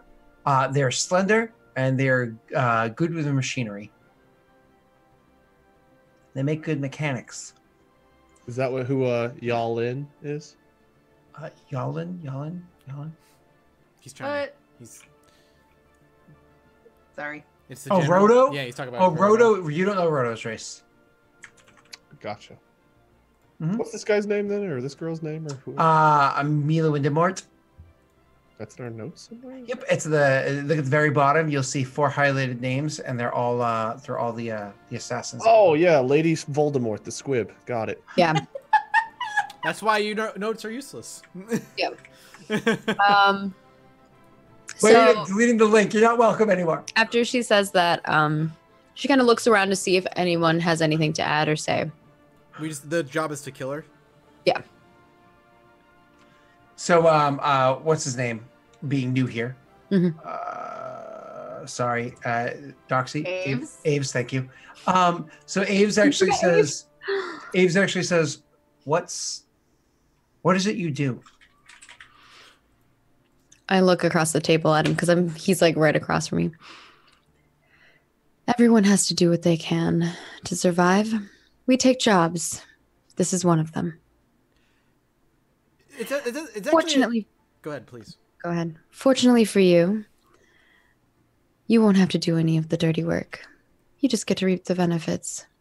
Whatever we find in that junkyard that we see fit and useful, we can take.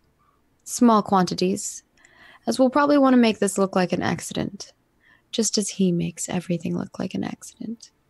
But if things get messy, then we deal with it.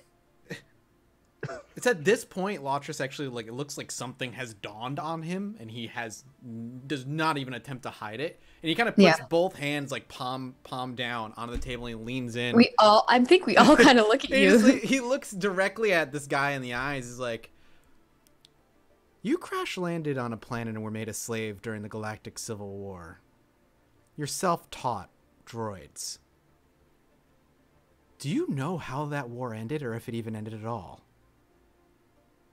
And now we're all looking at you even more. And then we were looking at you because you put your hand on the table, and you're like, and you said that, and then we all look at him next, like this. I know there were a few battles that were led up by a few Jedi that won the day for a while, but inevitably the Empire won the planet. Sometime after that, the Empire pulled its troops off the planet because it didn't need the outpost anymore. That's the extent of my knowledge. Wow. You are also a creature of a time capsule in a strange way. How interesting that keeps happening. The war ended. Maybe even shortly after you were abandoned, depending on the year. The Empire fell. It fell. Rat's feeling a little jealous. The new old-timey pet in tow is like got Lotris's full attention. In a different way. Lotris just likes to spew random knowledge. That's like his only this is his only trait. He's like, yes, the Empire fell. The Emperor and his right hand were both dispatched by a legendary man who goes by the name of Luke Skywalker, who has since disappeared from the limelight for a few years. Luke? Luke. I've heard the name Anakin. Descendant.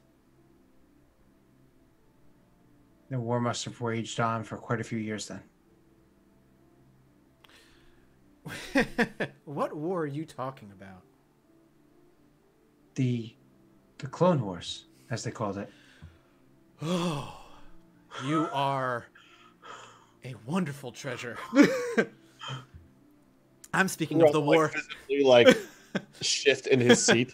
That he leans in. He's like, "No, I'm speaking of the war that happened after the Clone Wars. The Clone Wars came to an end. The Galactic Republic won and became an empire. Oh. About a little over a decade after that, another war sparked, dubbed the Galactic Civil War, where the Empire was faced with the rebellion, a bunch of people who held dear to what the government of the galaxy once was. The Empire fell to them, and a new republic arose. And now we are in a time where remnants of the Empire vie for what power they have left in the core worlds, and the new republic, rather, because there is no resistance yet. The new republic is building itself. They are governing, but they are still establishing control throughout the galaxy. We currently sit in the middle of that time. You've been missing for quite a while. Well, hopefully the new empire will fall as well. I actually just lean back and look over to Eris. As you lean back and you look at me, I'm like, are you done playing catch up now? I guess for now we are. Urat's just got his arms like crossed. She looks at you. She continues to look at you. She doesn't look away. Perhaps you can do that when we're not in a meeting next time.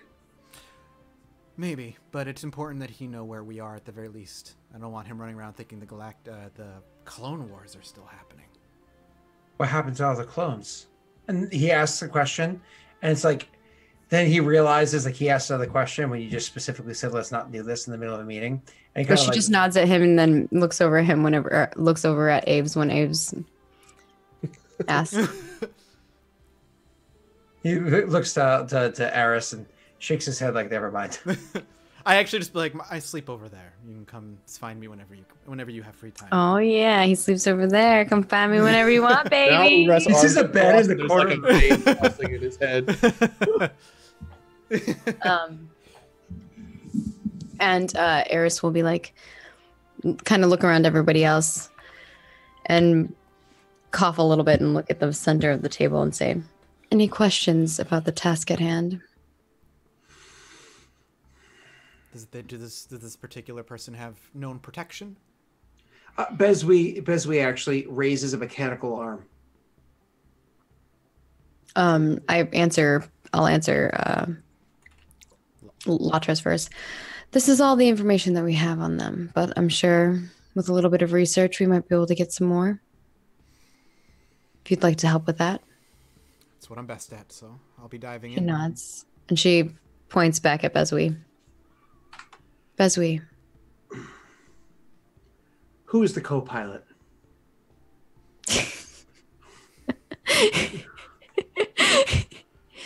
Oh, that's really funny. Who is the co-pilot? Do we not have one now? Well, you have two pilots. You never had two pilots before. Who else is a pilot? Greg? Mm-hmm. Oh, Greg's on our ship? Mm-hmm. Why would we take Greg with us? He has his own ship. He does have his own ship. That was your backup ship, and he was flying with you while this one was getting repaired. Oh. I don't know, who's the better pilot? It's a good question. Just leave him in an empty room, drop a knife in the Actually- middle. She says, she looks at both of them and says, well, who's the better pilot? She actually Gregory- says it to the two of them. Gregory immediately says, I'd be more than happy to get for you my transcripts of all the different tests that I've passed and the marks that I've earned along the way, because I've had formal training, of course, under Mariari, and know all of the ins and outs of vehicles that she has had us trained for. And she's even put together a simulation for this vessel and, at my request, so I could be familiar with how it is I can fly this thing through the head of a needle if need be. And Bezwi says, not everybody needs fancy schools. Some just have experience. She grins at the both of them. And she says, well, we'll find out tomorrow, won't we? Ooh. Oh, no, you didn't. Oh, We no. do a race. Can we set up a race where they both race? Because that'd be fun. And just funny to watch as like a group, like a little group gathering. Like watching. a couple of fighters? Like this, you know how like they have like the speed races with the little like speeders? Mhm. That'd be fun to watch. So piloting planetary. Yeah. Is there a like a racetrack or something in one of the Sure. towns? Yeah. Why Yeah. not? Watch as they If both you- crash and die and we're left without a pilot. Or If one you of them is wanted to- incredibly good at piloting planetary, but is a garbage space pilot. So he's like, I won, I'm the pilot. Oh god. He's like, fuck. Honestly, you could just reach Yeah, out pod racing. Yeah, that's what they're called. You can just reach out to Colton and have a couple of fighters. That way it actually is space travel. And you can have them do like a race with fighters in space. Okay. Yeah, that'd be fun. So yeah, why don't we have that done and see who actually wins the race. So why don't we button off this session, because we're coming to the tail end of it, with find out who our better pilot is. So I guess Maggie, who do you actually have over here? Do you have both Bezwi and Gregory? Okay, so I'll have you roll Bez. I'll roll Greg. Okay. And don't forget, Bezwi is, I don't think we modified his stats at all, did we? No, it was only Fury we modified for a moment. So let me just fix him. Oh, you already did. Cool. All right, so you roll Bez, I roll Greg. The flight is going to start off with a simple check, which means 0 purple, 0 anything. And and they're going to go fly. So let's see. This is a, where am I? There we are. Someone moved my sheet. Yeah, everything was all over the place. Planetary? Mm-hmm. No. Because we're going to grab a couple of fighters so we can do it in space. Okay, space. Okay. Yeah. So now that's pod racing. No, so you want to go first for the? Oh wait, I'm in the wrong fucking game. That's why the sheets are everywhere, Scott. That makes sense. Sure. I can go first. Let me just check this one. Come here. Now you're corrected. Come here. Okay. Oh. All right, I am good. It is going to be against 0 purple. It's a simple check, and you're welcome to go first. All right, As 0 we- purple. We're piling in space. Here we go, Riggs. Woo! Cats in space. Gregory kills it. Second check, It's going to be against 1 purple. Okay. Oh, 1 purple. Mm-hmm. The obstacle. It's like a cone that's floating in space. Yeah, it's like so the first one was literally just them kind of like revving up their engines and just That's kind a of like great kicking off as roll. fast as they can. Yeah. Immediately after that, they are going to start like trying to utilize what is it, the gravity of the nearby moon. It's like whip around the gravity of the moon, start careening off to the nearest planet. This is all, of course, sublight travel right here. So Bezwi gets a great roll. Kind of like stresses out himself and the ship a bit doing it, but does a pretty good job overall. As a matter of fact, does a much better job than Gregory does. But Gregory's able to take those 2 to toss himself a blue die, kind of like lining up his next one. Now you're going to use like a grav shot off of this planet, heading to the outer rim planets. So it's going to be a 2 purple dice. Okay, 2 purple. Yep. And I get a blue on this one. Yep, that makes sense. Because you got the... Woo! Oh my That's god. sweet. Dang. Oh, snap. Wow. This is an intense race. This is They're actually really pretty cool. vying for it. Yeah. So they both do this like grav, pull off of the planet that's next to them, and Bezwi starts to like rip ahead even further, even better of a race. But Gregory's able to not be lost and continue pulling up. Both of them doing a perfect jump off of that, increasing effectively their ship speed from the max of 5 because they're fighters to a max of 6. So like they're really pushing their engines to the limit using the grav assist. You know what I mean? Try to careen through the actual system to the last planet where they're going to be we're going to jump it up to a 4 purple die. All right. Because they're going to, with full speed, try to use the furthest planet to once again whip around and come back. Now, Maggie, you're about to make this check. Before you do so, because of the incredible speed jump, that unfortunately that triumph ends up being a negative thing, because even though it could have pulled ahead, he got 1 too. I'm also going to throw 2 black die to your check. Why wouldn't you get 2 black die I'm too? going to as well. Oh, okay. We both do. Yep. Okay. I'm also going to upgrade the difficulty for Bezwi. Why would you do that? Can you do that? Oh, of course I can. Of course. Okay with it. We want Gregory to win. Look at that 3rd yellow. Okay. It's not fair. Yeah, Right. but if it's a big failure, I can make fun. Whoa. Oh. Yikes. And here comes Gregory. Oh. Oh! Oh man. Well, Got a pilot. Hardcore. We got our pilot. So Bezwi Yeah. tries to whip around that planet and pull all that speed back. Oh, I'm so sorry. I didn't roll against that. I needed to add a black die to that.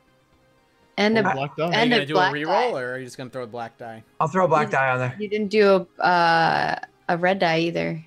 No, Oh no, no, you didn't get the downgrade. That's right. Exactly. Now, I also have a remove 1 black die ability, so I also got 2, remove 1 is 1. Nothing bad happens. Same So I exact have roll. removed 1 black die as well. Yeah, exactly. So both of us, yeah. So Bezwi did not have the ability to do it just with the gravitational assist that he had. He was traveling too fast when he tried to do the grav assist, like turn around the planet, like use the grav field there to turn around and come Yeah. back. Slingshot, it did not work. He completely started careening off into space. And it was one of those, because of the fact that it's a fighter, he's not even going to be able to return on his own. He's actually going to need an assistance from the rest of from your actual primary ship to go and get it and come back. Oh, that's However- humiliating for Bezwi. Gregory. He's such a prideful person, too. Oh, I got so bad. And then Gregory not only comes back, but comes back in such clean time, makes up for the time that he lost, and he is even able to never drop down the speed of his engines. He actually uses that same moon that was used at the beginning to reduce the amount of speed, kind of like looping around it, to reduce the amount of speed like last possible second, to pull up even quicker than you would have expected the approach to be. Unfortunately, he does a considerable amount of damage to the ship in doing so, because he was really bringing up the G-forces against it. And then when he comes to the finish, when he actually wins, it's kind of like one of those, how far behind is he? Like the first thing he says in the radio, he's like, yes! The first bit of excitement he really got out of him. He's like, I made it. How far behind is he? I think Eris would be like, "Just see for yourself." And he's like, you kind of like send the feed over of what your sensor's able to pick up. He's like, I don't see him. Congratulations.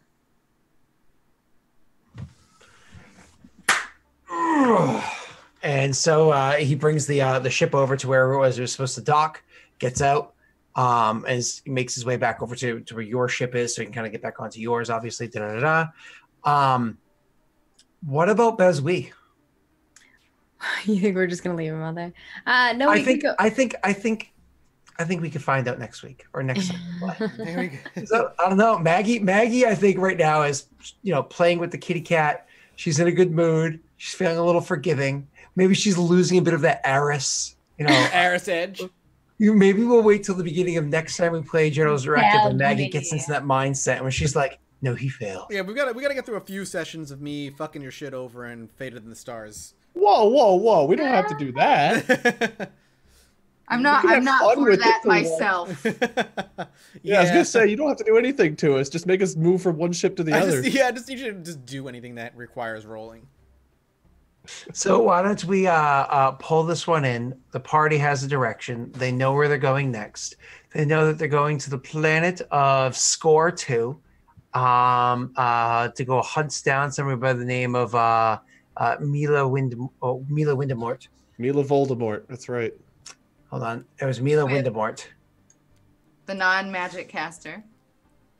The muggle, we call them. No, it's a squib because they have magical parents. Oh, yeah, all right. Sorry, buddy. You're right. Don't try to out-Potter Zero Doxy. I forgot they had magical parents. Well, at least one parent's magical. Excuse me 1 second. Well, on that, thank you guys for watching. I hope you enjoyed. If you did, you can, and you're a subscriber, you can watch the VOD right away if you missed it. If not, it'll be over on YouTube in a few days. We'll go around the room. Everybody will let you know what they're doing this week and all that stuff. And then we will return tomorrow night with Dark Sun. But until then, we will start with Doxy. Hi, I'm Zero Doxy. I'm disgusting. You can come and watch that happen over at twitch.tv/ZER0DOXY. It will be real fancy. Is that what you do when you're streaming? Fancy You're pants. just disgusting. I'm disgusting. I'm disgustingly fancy. All right. Make sure to bring your young children to come listen to Doxy's language. Make sure. Yeah. It's important. Preferably 5 and under. Wade, what about you? I'm Wade, Lord Minion777 on YouTube, Minion777 on Twitch. I just got back from doing an improv tour in Australia, and I'm kind of sick and tired. I hope to be streaming Fallout 76 as soon as possible. However, if that will be tomorrow, I do not know. I just got my puppies back, and I want to spend time with them and my wife and my cat and stuff too. But I play video games and, I don't know, sometimes other stuff. Usually just video games. It's pretty much our lives. Maggie, what about you? Hey everyone, you can find me at Margaret Krohn, Krohn. I have my schedule pinned on my Twitter if you want to check that out. I do a lot of tabletop stuff. I'm in like 7 to 8 a week, so come check it out if you're interested in more. And then I also play video games because that's a thing that people do. And you can check out new gameplay videos every single day at Margaret Krohn Plays. And Vlogmas is coming soon. It'll start in December, so we'll have some vlogs up. It'll be exciting. And if you're interested in some MMORPGs, I work for NCSoft.com. Come check it out. We got some for you. Sweet. And Scott. So have you guys ever heard of Darkest Dungeon?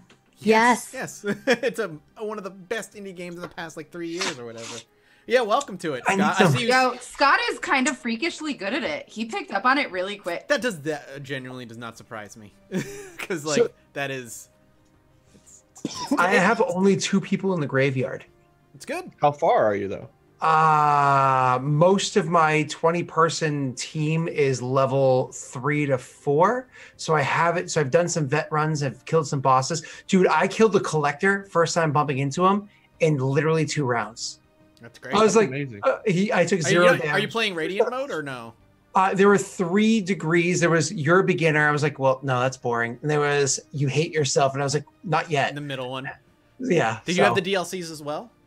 I don't think so. So the blood one, the vampire-ish, like bloody one. No, I don't think so. Okay, yeah. That will. So, if you want to ever play it again after, grab those. Yeah. It changes the game entirely. Entirely. There's Yeah. some really. I don't know if you have like the new classes too. There's a bunch of new Yeah, classes, each of the DLCs come with new classes like the as well. Crusader or it not. took so long to get all of the classes that I have now. Yeah. You know what I mean? Like it took so long. Just I was like, And oh, the first time you get a healer, you're like, yeah. Yeah. I have 2 healers, and one of them is Foxy Doxy. Yeah, it's me, and I keep Foxy, getting yeah. diarrhea. So She literally got the runs chase after twice. me in real life. Who am I, Scott? Who am I? Doxy From the got the graveyard? runs. Actually, I have you in there. And Wade, you're gonna love this. You're gonna love this. You're the Hound Master. That makes sense. And the puppy, the one that you intentionally killed off right away. No, actually, Ollie died first. Now I want to know if I I'm would in. expect me to be the second one you killed. Then I forgot about Ollie. No. But yeah. Honestly, I was like, oh, I have to give Wade the one with the puppy. So Okay. you know, yeah, it's pretty fun. So, You have to tell us anyways, who y'all are now, because now I want to know. Am I alive? oh, you're not in it yet, and neither is Mathis. What? So, Heartbroken. Heartbroken. well, I mean, Mike. Heartbroken. Eh.